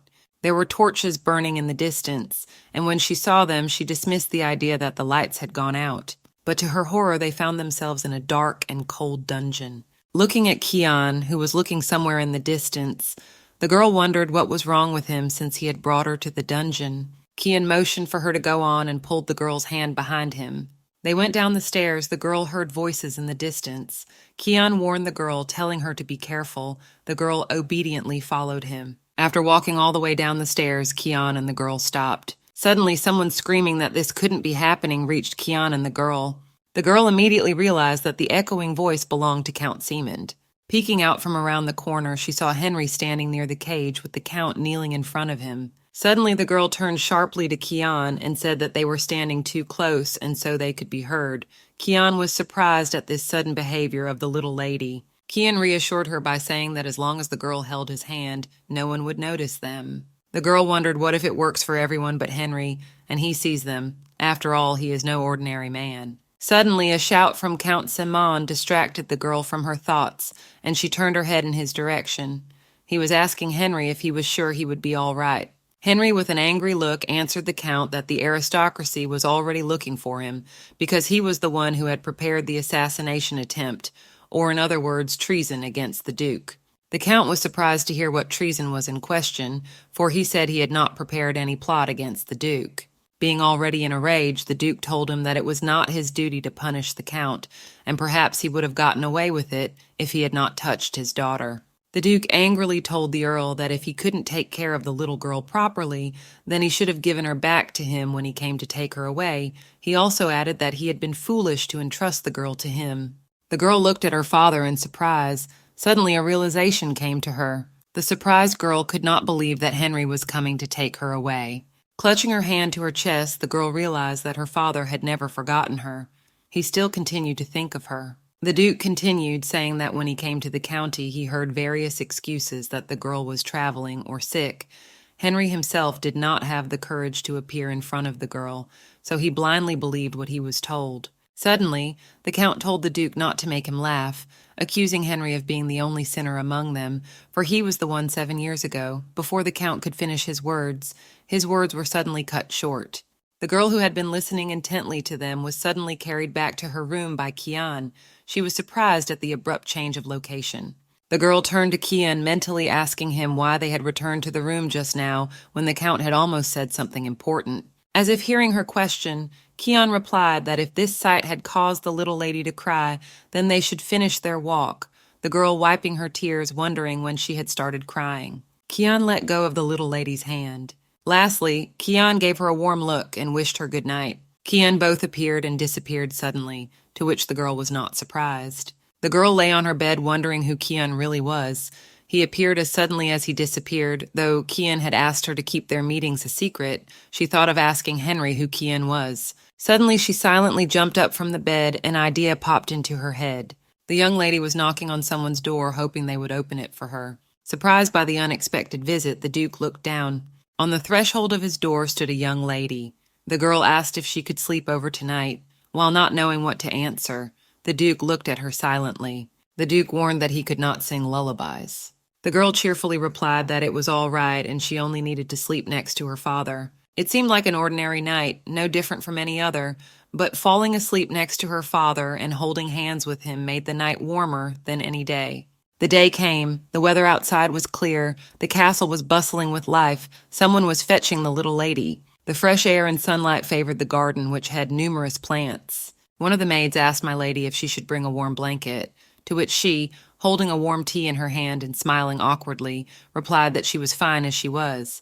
After the incident with Count Simon, the maids were even more protective of the girl. Still worried about the girl, the maids would ask if she was comfortable, if she could have another cup of tea, to which the girl would desperately reply that she was really fine. The head maid, Painey, told my lady that it was time for a bath. Suddenly everyone started saying that they wanted to help the young lady take a bath, but the lady replied that one person would be quite enough. Sitting in the tub full of water and touching her shoulder, my lady said that there was hardly any trace of the scars. The shoulders that used to be covered in scars were almost healed.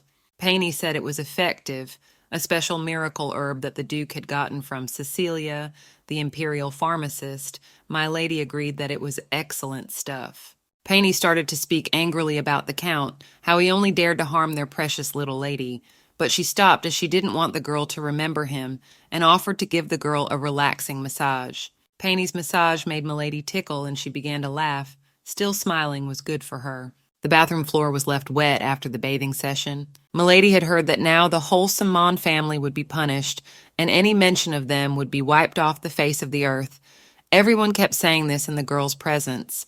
The punishment was much harsher than she had thought, and yet she was glad that she would not meet the Count again, and now she had nothing to fear.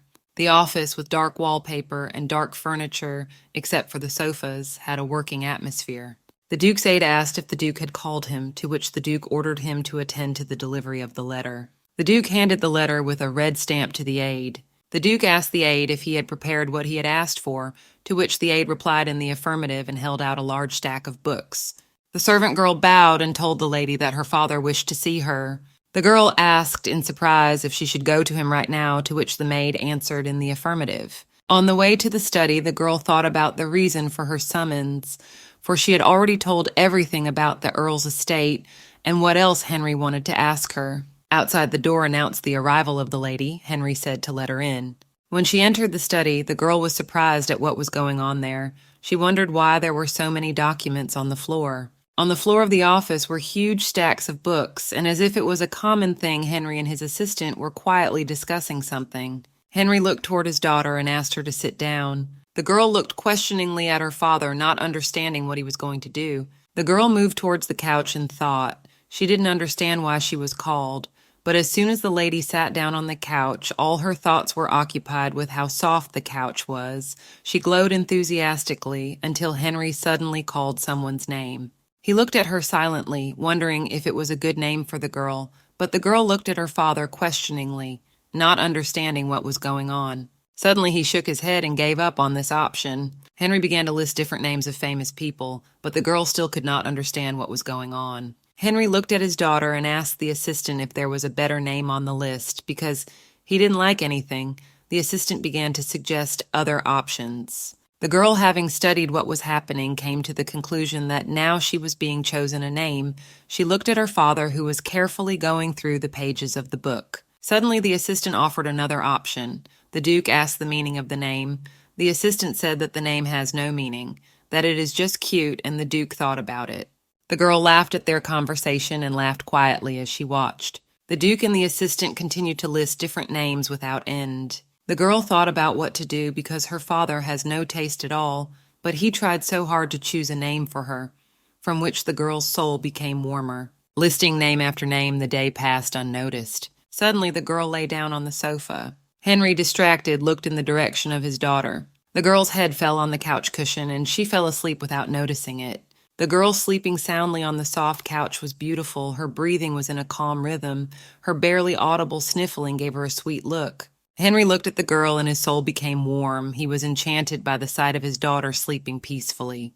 Running his hand across the table, he made his way towards the couch where the girl was sleeping. A stack of books lay on the floor, waiting for their turn to be read, and footsteps could be heard approaching the couch. Henry, watching his daughter's reaction, gently took the sleeping girl in his arms and leisurely, trying not to disturb her, strode towards the bedroom. The Duke walked in half steps, though it was slow, so he could be sure his daughter wouldn't wake up. In the hallway, the Duke's footsteps could barely be heard, walking quietly. Looking at his daughter, the Duke said how small she was. Suddenly, the Duke opened his eyes wide. His gaze was attracted by something. Looking through the window overlooking the garden, he saw large pink rosebuds filling the garden with their fragrance. Suddenly he remembered his late wife, how she used to call him by his name. She was like those roses. When she walked in the garden, she could easily blend in with them. The Duke froze. He suddenly realized what name would suit his daughter. The fish swam aimlessly in the aquarium. It was still a clear day. Henry looked at his daughter sleeping on the bed. He carefully untangled her hair, which was braided into 2 ponytails. Henry covered his daughter with a blanket and watched her sleeping peacefully. Smiling softly, Henry said goodnight to his daughter and named her Rosetta. He named his daughter Rosetta in honor of her late mother who loved pink roses so much. Also, the girl's name meant something very important. Rosetta is a rose that blooms in the summer and is a symbol of the Wensgrey family. The girl's full name was now Rosetta Charlotte Wensgrey. And so the name of the unsuspecting, quietly sleeping child was chosen. A white building resembling a place of learning loomed in the distance. A butler dressed in white gloves knocked on the door. Opening the door, he announced that a letter had arrived from the ducal house of Wensgrave. Bringing the letter closer, someone's hand reached for it. A black-haired, green-eyed young man silently opened the letter and began to read it. After the incident with Earl Simond, the Duchy of Wensgrey had been paying much more attention to the defense of its territories than before. The eldest maid began to say that the young lady had to face a lot of hardships at such a young age, and everyone should surround her with love and care. The 3 maids were ordered to fulfill all the conditions for the Duke's daughter's comfortable well-being and for her not to worry about small things. 2 maids asked if the lady needed anything, but the Duke's daughter was very modest and told the maids that she would call if something happened. One of the maids offered the little girl to carry her in her arms, but she, surprised at such an offer, said that it was not necessary because she was able to walk completely on her own. The girl decided to ask if she could play hide and seek in the garden with the maids, to which they happily replied that yes, she could, and they would be happy to play with their young mistress. The weather in the garden was fortunately very pleasant and warm, for even though the duchy is in the north, Henry's magic perfectly maintains the climate in the Wensgray's territory. The girl was left next to the fountain to count while the maids hid right behind her back, with the hope that their mistress would enjoy playing outside. Finally, the girl counted to 100 and went in search of the maids, finding them quickly enough to where she had counted, but still in different places, so that the game still turned out to be interesting enough for everyone, not just the child. The maids tried to help the girl if she couldn't find them, calling her to them from different corners, making sure that nothing happened to her, as there were many places in the garden where one could hurt oneself or small ponds where one could fall. After a while, to the girl came the Duke, who, just looking at the child, realized something, immediately began to get angry, looking menacingly both at his daughter and at the maid surrounding her. The girl looked down ashamedly, listening to her father reprimanding the maids for the fact that they, not watching her, did not notice that she had a fever and began to have a real fever. The Duke was also angry that in addition to the fact that the maids failed to track when their mistress had a fever, so they also played with her in such a state outside in active games, where the girl ran and hid. The girl decided that she should be more responsible for her condition than the maids, so she interrupted the Duke's angry tirade by saying that she was sorry, for she herself had asked the maids to play with her. The Duke looked at his daughter with condescension, pondering her words, for it was clearly not mature to blame a small child for not being taken care of by the adults who were supposed to do it. But nevertheless, in order not to disturb the cold child, the Duke decided to substitute that the temperature in their region is low for children, and the girl was glad that he switched from the maids to her. Suddenly the Duke began to conjure, to which the girl looked on still surprised, unused to the fact that magic was the most common thing to do here. Surrounding himself with magic, Henry said that for the sake of the child's comfort, he could simply adjust the temperature suitable for a child's life. The Duke's aide, his daughter, and all the maids froze in amazement at this statement, not knowing how to react or whether to say anything at all, because the Duke looked very confident in his decision. The Duke's aide rushed to him, saying that to change the climate in the entire duchy by magic is too much, because it is too sudden. But the Duke says in response that even if he changes the temperature of the entire territory, the magic will not affect the far corners quickly, so you can just send to each region. There is plenty of time. The girl herself is thinking that her father's actions are way over the top, so she tried to assure him that she is perfectly fine. But the Duke seemed adamant, saying that he wants her to be able to walk safely in any part of the duchy in any weather and at that age. But the Duke remains adamant, saying that she planned to change the climate one way or another, because she knew that there would now be a small child living here, for whom it would be worth adjusting the temperature for comfort. But the assistant doesn't stop, saying that they had planned to introduce the climate change gradually and not in a hurry so as not to suffer damage, which is what would happen if they did it so abruptly.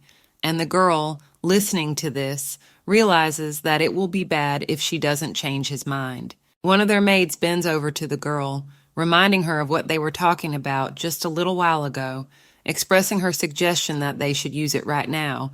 But at first, the girl isn't sure about it, but the maid changes her mind, saying that the timing couldn't be better. The girl decides to call the Duke, addressing him as Papa, which shocked Henry so that he froze and stopped witchcraft, and tried to realize whether he heard it or his daughter really called him that. The Duke had just gotten over his shock, and at this time his daughter started to speak her mind. He turned his head to listen to her, but yet he was still stunned. The girl is trying to convince her father by saying that it is not necessary to change the climate in the whole duchy. After all, she is only playing in the estate and the garden, and touching the rest of the areas is a waste of resources. The Duke softened. Apparently the maid's plan worked well, so he agreed to his daughter's idea, calming everyone present with his agreement. Henry tells his daughter that if she wants to go outside the manor, she must tell him to check the temperature there because no one wants her to get sick, and the girl only has to agree. Rosetta was very glad that she had managed to change the Duke's mind, so she called him Papa once more, as if thanking him for coming to his senses about his absurd decision. It was still very unusual for the Duke to be addressed in such a way, but it was obvious from his relaxed face that he was very pleased to hear it from his daughter. The Duke even smiled a little, happy that at least one of his 4 Giannis would call him not a cold father, but a loving papa. Smiling wider and tilting his head to the side, the Duke looked at Rosetta with an even grateful look for the fact that at least she wasn't afraid of him, and he was glad for having such a smart and brave daughter. The maids and the Duke's assistant stared at him in surprise, because after the death of the Duchess, the Duke never smiled, and the times were not the same, very hard, and here his icy grin immediately meant pleasant treatment of his dear daughter. Rosetta herself was happy that her relationship with her father had become even better, because now she would not have to complain about the fact that she addressed her father as a duke, previously not knowing how he would treat such a liberty, but her maid was right. Henry was clearly happy. The light clear sky, blessed by the sun, was cloudless. The girl felt much better after the change of climate, and now she would be able to walk freely outside. Rosetta's personal 3 maids forbid walking and playing outside because they are worried about her health and believe it is paramount. They provided Rosetta with a large set of paints and many drawing albums so that she would not be bored. But the girl is still bored to sit in 4 walls and draw. She languidly sits and is bored. Rosetta decided to go to the library for a couple of books. She opened the big door, which creaked loudly throughout the room. She walked down the hallway, which was huge for her. It was very beautiful and decorated with red carpeting and gorgeous chandeliers. Surprisingly, she found something and stopped abruptly at something apparently to look at. Rosetta was surprised to find an open window leading somewhere. She looked outside, shocked. Apparently, she was onto something. The girl stepped out onto the balcony in the house to see the flowers that had appeared after the snow had melted. A beautiful black and red butterfly flew up to Rosetta, who was looking at the garden, leaving behind red pollen. Noticing the beautiful butterfly, Rosetta opened her eyes wide as she watched it fly away. Asking the butterfly to stop, Rosetta wanted to reach the flying butterfly, and without noticing, she hung down from the balcony. Rosetta stumbled and lost her balance. Trying to avoid falling off the balcony, she screamed. Rosetta was caught by a butterfly-reincarnated young man with long hair, resembling Keon, while the girl clutched her eyes in fear. Someone asked Rosetta if she was okay while the girl, still in shock, had no way of answering the question. Looking back, the girl saw Keon, who apologized, saying that he wanted to play a joke on her, that he didn't expect it to turn out this way. The girl stared at Keon in bewilderment, she wondered, at the fact that just now Keon was bigger. Keon looked Rosetta straight in the eyes. He was waiting for her reaction, how she would react to what had just happened. Rosetta came to the conclusion that it was impossible, but still she asked Keon if he was a butterfly. Keon stared at her silently. The girl remembered the moment when she had asked Henry if he knew Keon, but Henry had replied that he didn't know anyone by that name. The girl began to describe Keon, hoping that Heinrich would remember someone similar. Henry, suspecting something bad, angrily said that there were no such boys in the duchy. He questioned the girl about where she had met him and what he had done to her, to which the girl brusquely replied that she had just heard there was such a boy, and she must have gotten it wrong.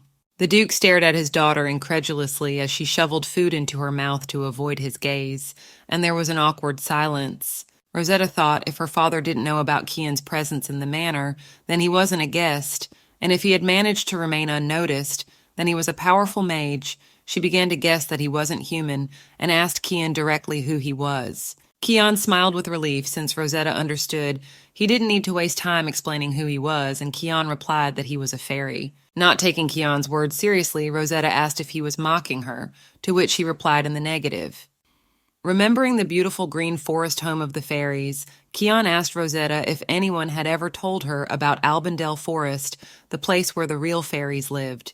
Rosetta said that Keon didn't look like the fairies she had imagined, to which Keon replied that there were several types of fairies, and began listing them on his fingers. Rosetta asked which type of fairy Keon belonged to which Keon replied cryptically that he was not dangerous to Rosetta, avoiding the exact answer. Rosetta remembered how many times Keon had helped her. She told him she'd think of him that way. But Rosetta was still curious about something. She asked Keon why he had turned into a butterfly, to which he replied that the girl looked bored, and this way he wanted to cheer her up. Holding out his hand to Rosetta, Keon asked her if she would play with him. Rosetta warned before taking his outstretched hand that she had promised to play only in the manor today. Keon nodded approvingly, saying that he agreed to play only in the manor. Taking Keon's hand, Rosetta and Keon looked warmly into each other's eyes. They were having fun together and didn't need anyone else. The sky was clear and deep blue. Not a single cloud marred its endless smoothness. The sun shone so brightly that the air seemed to sparkle. It felt like you could reach out with your hand and touch the very essence of light and purity. The wind fluttered faintly in the air, bringing with it a chill. The clatter of the carriage wheels echoed rhythmically in the silence of the morning streets. Each thud against the sidewalk created a clear, deep sound that was accompanied by grinding and vibration. The wheels, worn from constant travel, were tirelessly overcoming every stone and bump in their path. The dark-haired Duke looked out the carriage window at the approaching castle. His black, slightly curly hair emphasized the nobility of his face, and his gray eyes reflected determination and excitement. On the horizon, the castle was getting closer, and his gaze read red readiness, but then his face tightened with worry. Something had changed. The castle did not look as he remembered it. The man stared out the window, perplexed and trying to figure out what exactly had managed to happen. Duke Wensgrave, who was sitting across from the man in green, answered the question with a question. When that man wanted to know what had changed, Wensgrave asked as he read. The dark-haired man didn't lift his gaze from the floor of the carriage, not even bothering to look at the manor for a second. Then the man in the green jacket finally realized what was different. The snowy estate had melted. His father must have ordered it. The man looked at the approaching castle walls with anticipation. Now the place seemed familiar and native to him again. Meanwhile, within the castle walls sat a pink-haired girl. She was addressing someone by pointing at something in front of her. She wanted to see if it was what she thought it was. The little girl had a bright ruby brooch around her neck. Then she looked around and realized she was standing in a glass greenhouse. She was being held by the hand of the same young man who had once pulled her from the pond. His touch was terribly cold, but it no longer disturbed the girl. She asked him if they were really in a glass greenhouse. The boy smiled and said that she had fallen into the lake last time, so she hadn't been able to see the greenhouse in detail. He wanted to show her around. The pink-haired girl started to protest. She said that even though she had a mark, she could only come here if she was accompanied by servants. The boy gave her a slightly incredulous look and said with the same smile that he would show her the secluded corners of this place that no one else could show her.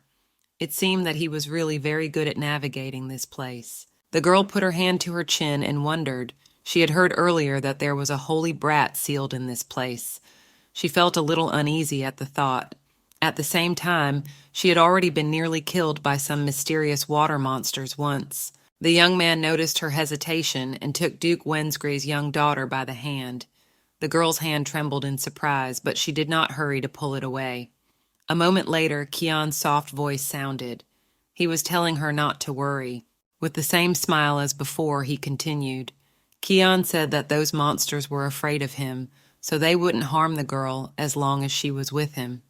He spoke from his heart as if he really wanted to help her and protect her from the evil that lurked in this place. The lake, surrounded by dense trees, lay in the garden like a mirror reflecting the sky. Its surface was calm, and only occasionally a light breeze caused soft ripples. The sun gliding across the water created a play of light and shadow. This place radiated peace, inviting one to enjoy the beauty. Also in this garden were many plaster and clay statues of various angels and deities. It was all very harmonious and coalesced into a beautiful picture to which something better could not be added. The atmosphere in the glass greenhouse was just as favorable. And lastly, those lovely, majestic columns overgrown with ivy. The mere sight of them took the girl's breath away. She stopped to look at them all the time. She and Keon walked forward, Keon holding her hand so she wouldn't get lost. They walked hurriedly so that the girl would have time to see everything in this place in great detail. The pink-haired girl no longer felt so restless. On the contrary, she now only radiated an aura of peacefulness. The girl looked out from behind the young man's back. Her gaze froze ahead. Although she was no longer afraid of another encounter with those monsters, she still wouldn't want to be the first one to get hurt. She thought, the farther into the depths, the more dazzling. More and more strange creatures were starting to accumulate around, though they ran away every time the pair got closer. During the whole time of their leisurely walk, the girl counted at least 50 kinds of different things. There were flying slugs with lots of eyes and crawling jellyfish. The girl could not stand it and turned to the young man. She said that it all looked very strange and asked who all these creatures were. The boy replied that they were a type of holy spawn. This information did not calm the girl in any way. She didn't understand why so many spurs had come crawling into the Duke's estate. The boy began to talk about the holy brats. According to him, there were creatures that were originally monsters.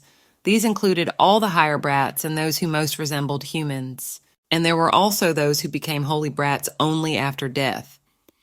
When their mortal bodies died and the gates of hell opened before their souls, they could become holy brats and continue to roam the earth as if they were alive. The boy stared intently at the pink-haired man as he looked around, examining each little creature. He said that in this way, there was a process of becoming a new subspecies of holy spawn. Now, the Duke's daughter only had more questions. She had no particular interest in this brief history from the youngster, for she was the one who had endowed this world with brats. She knew that, but there was only one thing she didn't understand. She had no idea why these devils were in the greenhouse. The young man stared at the girl with a kind of incomprehension in his eyes. He hadn't expected that she would find his story so boring that she wouldn't even ask him anything afterwards. He still held her hand. After standing in complete silence for a while longer, the boy turned and continued on his way, the girl following him. Keon wondered if she knew that the Duchy of Wensgrave had once stood on lifeless lands. The pink-haired girl asked, what did she mean by lifeless lands? Lifeless lands was a forgotten area of permafrost where no one lived. That was what this now thriving place was many years ago. Like the current duke, the previous lord was also blessed by the star patron. The royal family wanted to maintain a good relationship with the duke, but he was too ambitious. After receiving the blessing, fame and power hit him, and he seemed to be slowly but surely going mad. Eventually, a full-scale war broke out between the imperial family and the Duchy of Wensgrave. The emperor prevailed and ordered the Wensgrave family exiled to the lifeless north. These lands were famous for being a tidbit for the holy brat. It snowed all the time in the northern mountains. The freezing cold was shivering. Now the earl regretted going against the king and starting all this. The only thing he wanted was to return to the warm manor, not to languish in the cold. The imperial family still hoped that the Wensgraves would have no choice but to rely on the support from the support, but the duke was able to curb the desolate northern lands. Thus, the Wensgrave family became the shield protecting the empire from the holy brats, and the emperor began to consider their opinions. The boy continued to passionately tell the story of days long gone by. He said that it was a reminder to the imperial family that if the Wensgraves tamed the varieties of Saint Spawns, they would become a direct threat to the rule from the current dynasty. After listening to the entire monologue, the girl thought for a moment. She assessed the situation and realized that the holy brats started appearing in the second half of the novella. It turned out that they were sealed in this place. That was why she had given the role of antagonist to Henry. The pink-haired girl was so deeply immersed in her thoughts that she did not notice when the young man had time to finish. Keon said sharply, it was such a silly yet entertaining story. The girl didn't understand how he could consider it entertaining. The boy explained. In his opinion, people that used to be afraid of holy spawns were now using them to intimidate their own kind. The smile hadn't left his face the whole time. It was as if he wasn't talking about those monsters, but about some flowers. Then he narrowed his eyes and continued talking. At least he thought people should be careful of such things, for the incident in Altba had happened for a reason. Now his gaze faded. The girl stared at him incomprehensibly. Then she remembered that, in the story of her unfinished novel, there had indeed been such a thing, when many brats had broken out of the lord's estates and started attacking innocent commoners. It had been 9 years since the disaster in the Altba Empire. Altba was a country large enough to call itself an empire, but it had perished in just one night. After all that had happened the day before, the king of the Holy Brat came and dealt the final blow. Not only the Gerd Empire, but also the surrounding countries grew rapidly for a long time afterward. This had become a huge event, even though it had happened a few years ago, but this phenomenon had already been written into history. The boy stood silent and still, as if trying to understand what the girl in front of him was thinking. Maybe she was impressed by his words about the brats, or maybe she was scared. The smile was gone from his face. Now he looked serious. Then, so as not to embarrass the girl, he put a slight smile on his face. She thought Keon spoke as if he wasn't even human. Apparently, the imperial family is truly reaping the rewards of what they have done. Henry's revenge became clear to the girl for the first time. She looked away, for she did not know what emotion she should show to the young man standing across from her. Should she marvel at his knowledge of history, or just nod her head and keep walking? Then in complete silence they continued on their way. Keon was still clutching the girl's palm in his. His touch was light and almost insensible, but at the same time, it was enough to guide and point the way. After their conversation, the boy in the business attire and the girl in the emerald-colored dress, holding hands, silently walked to the end of the greenhouse. Apparently they had no more topics they wanted to talk about. And what could they talk about? Rays of bright sunlight filtered through the glass dome of the greenhouse. It was always bright here, and the walls were always adorned with evergreen ivy. Time seemed to stand still in this place. In this small annex, there was also a peace pond over which a small wooden bridge passed. The entire outer circle of the glass greenhouse was filled with water, adding freshness to the air and beauty to the exterior. After crossing the bridge, the two stopped. The young man asked if the girl enjoyed the tour. He smiled and waited for an answer. The pink-haired girl, without thinking, immediately answered yes. She really liked it a lot. Now she understood the structure of the world she found herself in. Keon looked into her eyes and smiled a little wider than usual. His gaze was surprisingly blank, but his smile continued to brighten. It cast a look of fear. He said it was time for them to go, for the mistress might start looking. The girl objected, asking how would he know. The hand of some dark creature reached for the girl's leg while the young man said fairies have very fine hearing. The black fingers that emanated dark energy squeezed the pink-haired girl's leg painfully, preventing her from going any further. She didn't immediately realize what had happened, and then yelled to let her go. Horror froze on the girl's face. The young man who was standing beside her recently took a step forward, stepping on the monster's arm. He pressed the monster with his heel and twitched his foot with effort. Keon's eyes filled with gloom. He looked disdainfully at the monster he had just crushed with his foot. The boy quietly hissed the word, "low life." Hearing and seeing what the boy was now, Rosetta was horrified and called out to him. The boy immediately snapped out of that second trance, his face resembling that of a living person again. He asked the pink-haired girl if she was all right. She answered that she was fine. The girl was surprised that the young man called her by her name, addressing her. Her face betrayed her bewilderment. She mentally tried to understand how the young man knew her name. Had she introduced herself to him? Realizing his mistake, Keon hesitated a bit. Only after he said her name did the young man realize that he shouldn't know it that way. He urgently needed to make an excuse or explain himself. He said he had heard the servants mention her name in the castle, but more important now was whether she could walk.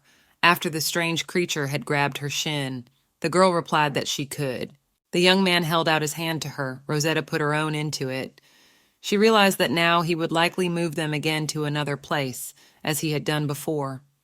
The girl felt the cold on her fingers. A moment later, they were already standing in front of the entrance to the manor, still holding hands. No matter how many times the young man used this bizarre magic, the pink-haired girl still couldn't get used to it. He told her that it wasn't very polite of him to address her by her first name before she introduced herself, and asked her to tell him her name. The young man's eyes shone and a smile froze on his face. The girl fell into a stupor. Come to think of it, after her name had been chosen, she had never introduced herself properly before. Now was as good a time as any to practice her greeting. Then the girl smiled and said cheerfully, "My name is Rosetta Wensgrave." The young man looked at this radiantly happy girl in front of him and said that her name was beautiful. Keon seemed to speak from the heart and really thought the girl's name was beautiful and very fitting for her. He smiled lightly, covering his eyelids. The young man asked if they could be friends now. Rosetta was perplexed. Was that really enough by fairy standards? After all, they had only learned each other's names and were not that close, but the young man seemed happy to suggest it. The girl smiled, thinking that it wouldn't cost her anything if she agreed to be his friend. It didn't matter if he was a fairy or someone else, he treats her well. So the girl agreed.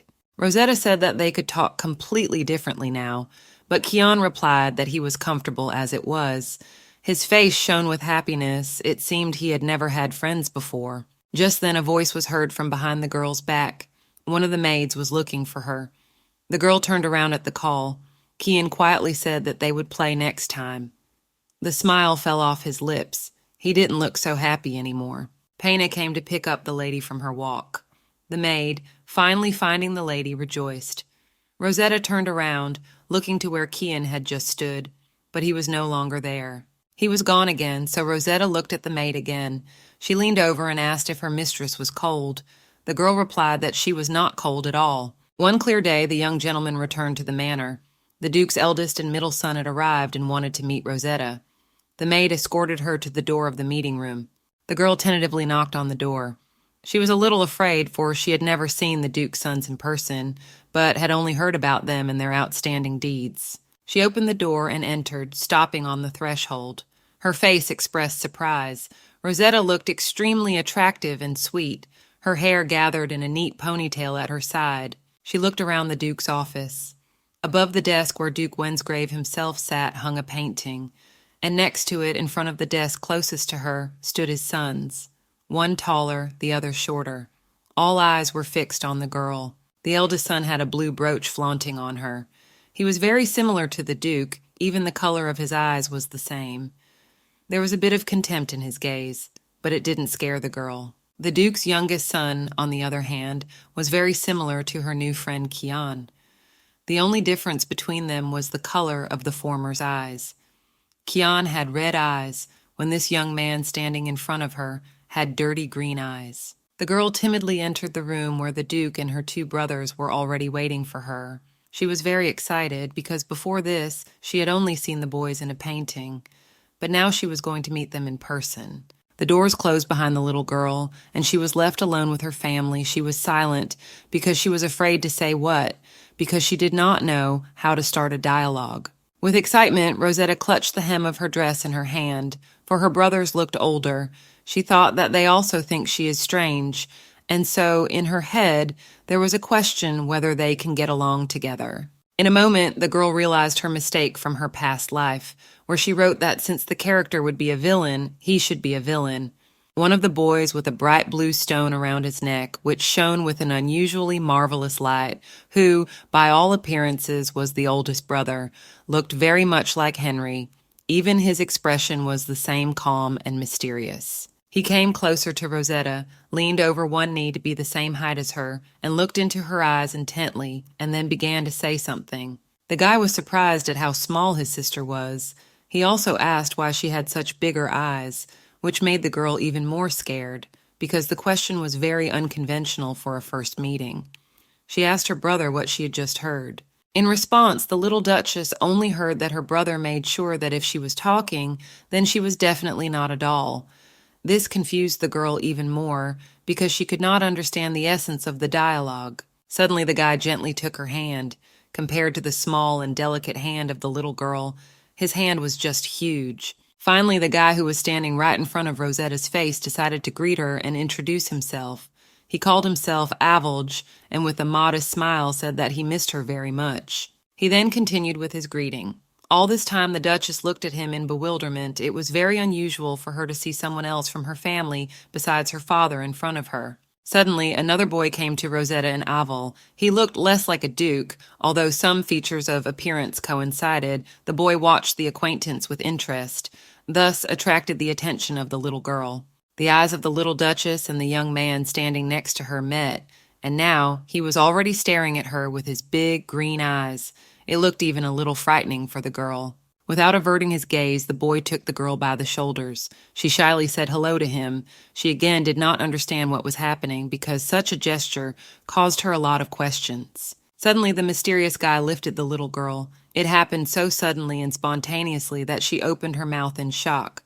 She said nothing, for she was still looking into the boy's eyes. Abruptly, the boy's emotions changed from calm to more cheerful, and he began to twirl his sister around like a doll and say how sweet she was, while Aval, standing nearby, just watched silently as if he knew it would happen. After a few seconds, the little girl felt dizzy. But she was having fun, smiling, and it seemed as if they were playing something funny, so she didn't ask her brother to stop. The boy introduced himself as Camille. He turned to Aval and said that his sister was very cute, and definitely cuter than the younger sisters they bragged about at the academy, to which the older brother only calmly reminded him not to make a fuss, for they were still in front of their father. Keon lowered Rosetta. Now he looked calm and mysterious again. It puzzled the little girl because she did not understand why the boys were so afraid to show their violent emotions in front of their father. Now everyone was familiar, and the most exciting part for the little girl was over. Everything went even better than she thought, and now she was calmer, although it was still unusual to see her brothers so close. Now Duke Henry spoke. He reintroduced the brothers, repeating that his eldest son's name was Aval and the other Camion. He also added that the youngest Calix would be back soon, and then his father would introduce him as well. The little girl thought it was her turn to introduce herself, for she had said almost nothing all the time. She introduced herself as Rosetta, bowed, and said she was glad to meet her older brothers. Her father and two brothers looked at her. The Duke was as always calm and mysterious. Aval was almost no different in behavior from his father, and Camelon, on the contrary, looked at the girl fascinated. Henry slightly averted his gaze and slightly coldly turned to his sons. He said that if they had no business in the palace, let them stay in the manor. The little Duchess did not understand why her father had become so cold when he spoke to her brothers, and she was puzzled by the fact that the girl had expected the boys to appear a little later in the novel, and the boys' characters were quite different from what she had imagined. The Duke said that his words to the boys were in order, and they only nodded obediently. The man was indeed more strict and cold towards his sons. The little girl stood looking at the whole scene. She felt a little uncomfortable, and the thought arose in her mind that the atmosphere had abruptly become very frightening. Suddenly Camelon timidly turned to his father. He began to speak, quietly, as if he doubted whether he should say something now, as well as the boy did not look at the Duke, as if afraid to meet his eyes. But the boy still decided. He took a guilty look at the floor, and asked that since he and his brother finally met with his little sister, could they take her for a walk, because they met for the first time, and he would like to spend more time with her. This suggestion was so spontaneous and sudden that it startled the little girl a little. The Duke, standing beside her silently, without changing his expression, looked at his son, as if wondering whether he should entrust his only daughter to him. Henry replied sternly that the boys should look after the little girl, and that they should be extremely careful and cautious, and only if they could protect the girl in case of anything, only then would the man give his permission. Camion quickly agreed to all the conditions. He quickly came to his sister and cheerfully said that she would follow him. The girl also became cheerfully from the fact that now she and her brothers will go on their first joint walk. The children all went together to the door. Ahead of them was waiting a fun walk, where they all recognize each other closer, as well as the boys will see how the land has changed, because for the time of their departure, much has changed. Before leaving, the little Duchess looked out from behind the door and smilingly told her father that she and her brothers had left. She was eager to start the walk. The Duke replied with a smile on his face that he would be looking forward to seeing them. They had a very warm conversation. It seemed as if Henry showed his positivity only to his daughter. To the others, he was more reserved. His sons didn't even recognize him. They couldn't tell if it was their father, for they had almost never seen him smile before, and the prince was so joyful. The door slammed shut, and the boys stopped, glancing at each other as they exchanged their shock at what they had just seen. Rosetta, to distract the brothers, pretended to say that it was time for them to go. The weather was lovely, the sun was shining, and everything was in bloom. The large marble fountain had crystal clear water. It was the perfect place for a walk. Camelin was very surprised. He noticed that everything was very green in this place. The boy explained that the last time he was here, everything was covered in snow. The little boy explained that Daddy wanted to melt the snow all over the duchy, but his assistant stopped him. Camion replied that it was difficult to do, and that climate magic could only be used within a narrow radius. The boy leaned over the little girl and said in a whisper, so that no one would hear, that their father had lost his mind, and then said in a louder voice that their father was very powerful.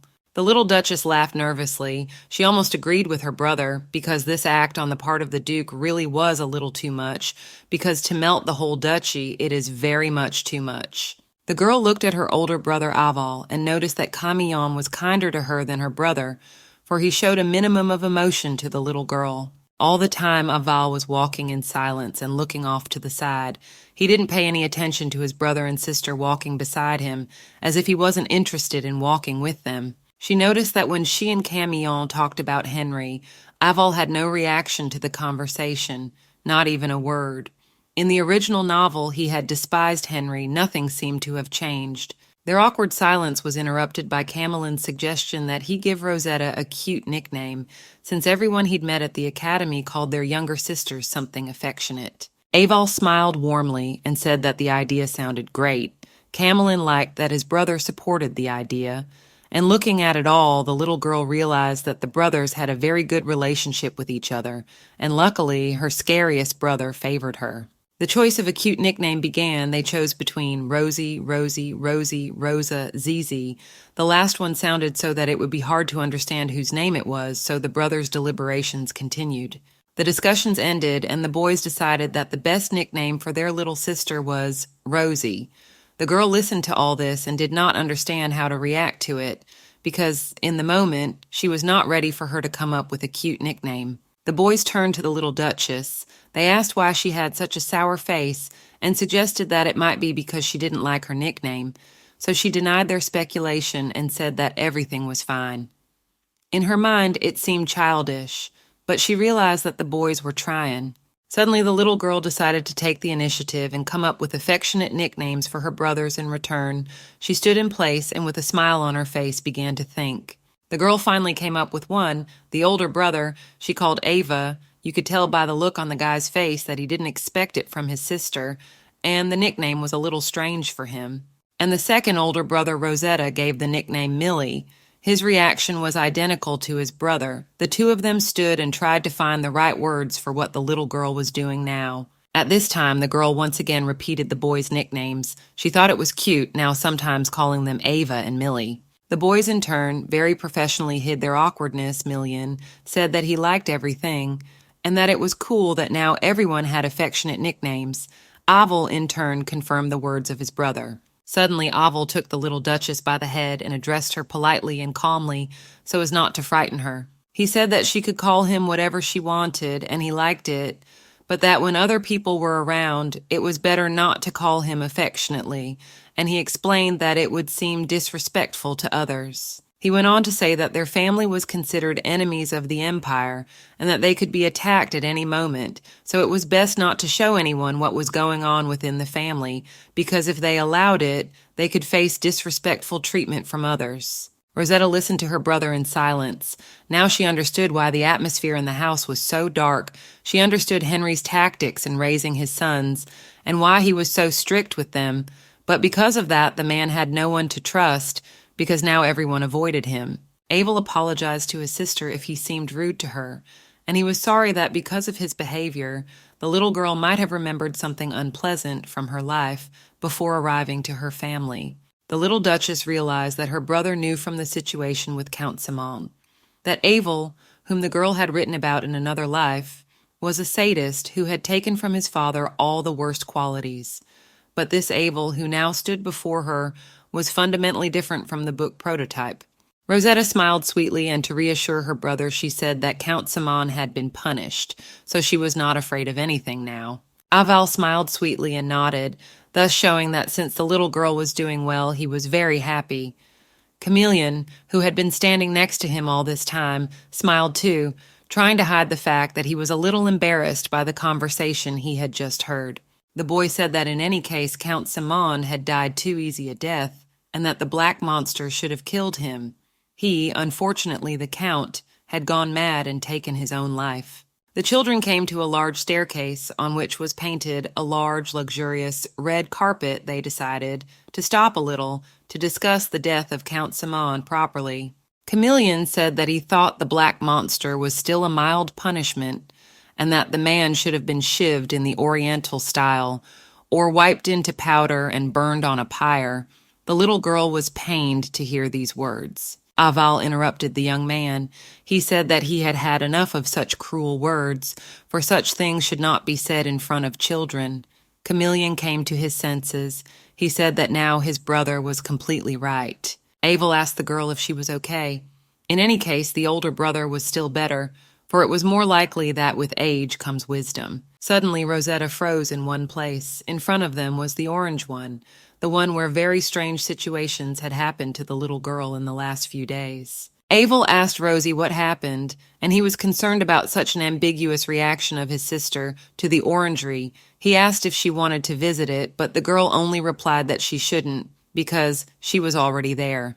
Suddenly, the little Duchess turned to her brothers and asked if they knew Keon, the mysterious boy who had always saved her. Aval and Camillin looked at each other perplexed, for they had no idea who this Keon was, or how he was related to their little innocent sister Rosie. Seeing their confusion, the little girl decided to point out to her brothers the details of appearance that she remembered about Keon. The little girl reported that the boy she was interested in was a little taller than Rosetta herself. He had black hair and the same black eyes with a slight red tint. After hearing Rosie's description, Aval leaned over to his sister and asked her if the boy's name was indeed Keon. The young lady confirmed that was his name, but clarified that he also had a real name. But since it was too long, the boy asked to use the abbreviation. After a little thought, the eldest of Rosie's brothers said with indifferent certainty that they do not have such boys in the ducal estate and never had. And the younger one, with a cheerful smile on his face, showed guesswork by saying that this very Keon was probably a friend of Rosetta's. Both boys looked at the little girl frozen in confusion, glancing amongst themselves. The little Duchess was slightly discouraged, but also overjoyed. Did Camelon really know about her encounters with Keon? But how? The young lady had never met her older brothers before, never said anything. So did he really know the boy personally? But then she heard Camion addressing Aval, asking him if it was true that children could usually make up imaginary friends. The girl was offended, for she was not deaf. She could hear and understand everything perfectly, and she had no mental disorder to make up imaginary friends. The girl hastened to assure her brothers that Keon was not an imaginary friend. They pretended to believe her sister and asked Rosetta again who this Keon was. The little girl immediately realized that Camillin and Aval didn't believe her at all. It was to be expected, for they had both arrived recently and could not know about their relationship with the mysterious boy. With a downcast look, the girl said that it didn't matter anymore. The brothers realized that they might have offended their little sister and hurried to rectify the situation.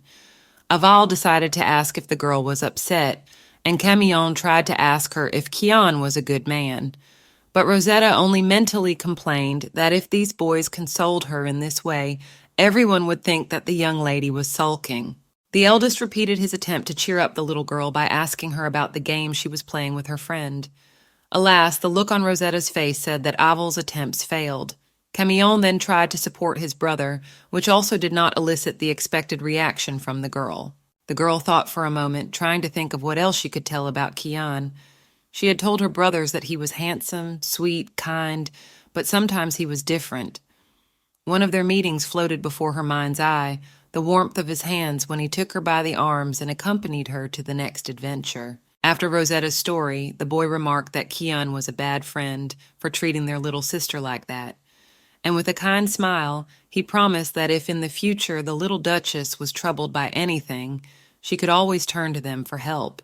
But Aval did not stop there and added with a clear threat that those freaks who dared to offend Rosetta Charlotte Winsgrave, he would personally arrange underwater excursions on their lake. The girl gingerly thought that if someone wanted to contact her, it was necessary to warn these unfortunate people in advance that Rosetta's brothers would not be ceremonious. And Camelon, in turn, with an angelic smile, added that such a reprisal with Rosie's offenders would be unnecessary, because if the water in the lake spoiled, her father would punish both brothers.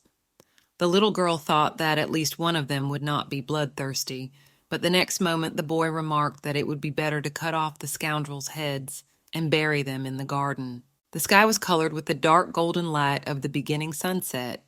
In the light of the setting sun, the huge mansion looked bright and fabulous. In the luxurious rooms of the mansion, many different candles began to light up, on chandeliers and candelabras, on fireplaces and bedside tables. The whole Windsgrave family was gathered around the huge and long dining table. At the head of the table sat the master of the manor, the Duke of Windsgrave himself. On one side were his eldest son, Aval, and the youngest, Keon. On the other was his only daughter, the young Duchess Rosetta Charlotte Windsgrave. Both brothers looked at the girl sitting opposite, studying the little girl with interest. She only had to stare back in silence, as neither of them dared to say a word. Because the father of the family was present, who instilled a certain fear in his children, but also unconditional respect. Noticing the children's glances, Duke Windsgrave, with a nonchalant, cold look, ordered them to stay focused on their food. Brothers Aval and Keon lowered their eyes to the plates on the table in agreement, and the younger of the brothers emphasized their obedience with a nod of agreement. Rosie began to eat as well, noting to herself that the atmosphere at dinner was clearly tense. It was difficult for her to understand the relationships within the manor, for all her knowledge was derived from her experience with Henry and the rest of the family. Even later, sprawled on her bed, the heroine thought that it was the presence of other family members that led to the differences between the present events and the original novel. She also thought that the relationship between the Duke and his sons was colder than she had imagined. Above the estate stretched an endless night sky, which was studded with many starlights, shining in the darkness along with a huge moon and dotted with translucent white clouds that slowly floated somewhere in the distance. The girl was sleeping peacefully in her chambers, pink hair and soft strands scattered on the pillow. The little girl was lying on her side, immersed in the world of various dreams. But then something snapped Rosetta out of her peaceful sleep. Her large golden brown eyes opened sleepily, and the girl realized that she was very thirsty. She swung her little legs off the huge bed and put on her slippers to quickly fetch water before falling back into a blissful deep sleep. Sleepily, she reached the desk, took the gilded water glass in her hands, and looked around, wondering if for some reason the lights were out in all the space available to her. A moment later, however, she noticed a bright glimmer of light coming from the door opposite. Rosetta immediately wondered what was going on there. Why was the light shining so brightly? She was unable to control her curiosity and moved towards the source of the light. The door to the room began to open, and a cloud of weightless, translucent fabric flashed through the opening with a barely audible rustle. A sudden rush of wind swept through the dark room, startling the little girl, and she almost let go of her glass with a surprised cry. Having overcome the first unexpected fright, the girl decided to come closer to the source of ghostly light. Rosetta cautiously asked if anyone was at the door, opened the door a little wider, and peered out curiously. Another whiff of ghostly wind stirred up the Duke of Windsgrave's youngest daughter's interest, and now she could clearly see the details of someone's translucent garments. The girl froze in amazement, reaching forward with a trembling hand, her golden brown eyes shining brightly in the darkness of the room, giving away the stunned and bewildered Rosetta Charlotte Windsgrave. A female figure appeared before her gaze, shrouded in the translucent fabric of a luxurious garment. Despite her daze, Rosetta found the strength to stay where she was, and suddenly heard the mysterious stranger greet her, wishing her good morning. A little calm, the girl ironically thought to herself that the morning is not good.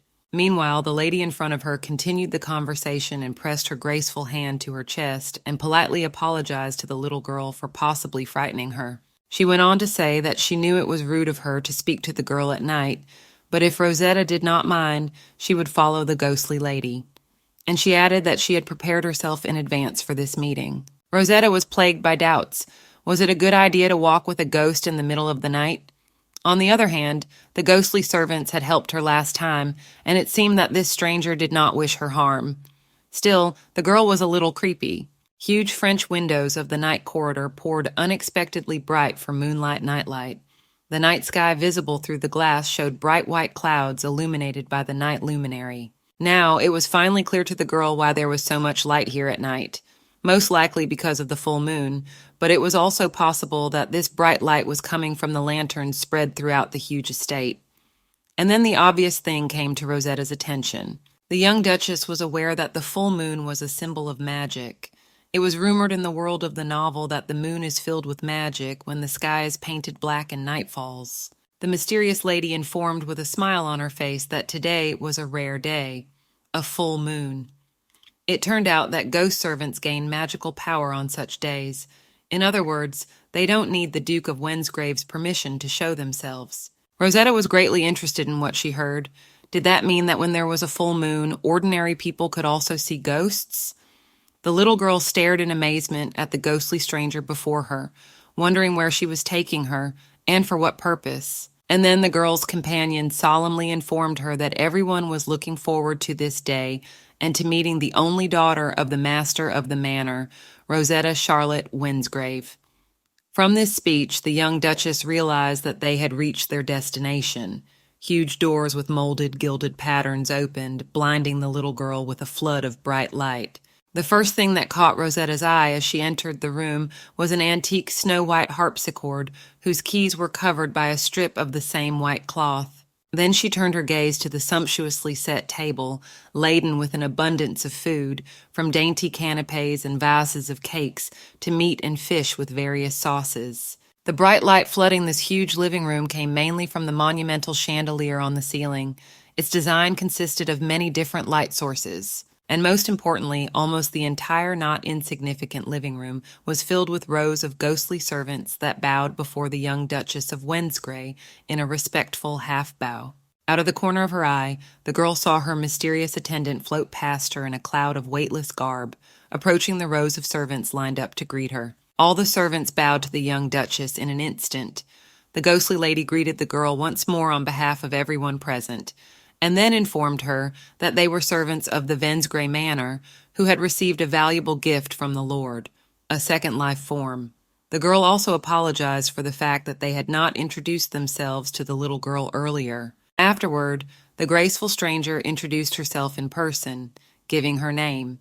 It turned out that the lady's name was Annabel, and she was the head maid of the ghostly servants. Rosetta once again thoughtfully looked around the living room with her amber-brown eyes, and then turned to the ghostly servants, showing them that she was ready to listen attentively. Then a young man in a footman's uniform, who introduced himself as Olga Benson, came into view, saying that he was in charge of security at the manor. Then came the other servants, Velvat Eol, whose job it was to protect the manor from curses, Cindella Ibrin, in charge of magic. After listening to the first deceased, she was convinced that she had definitely heard those voices somewhere.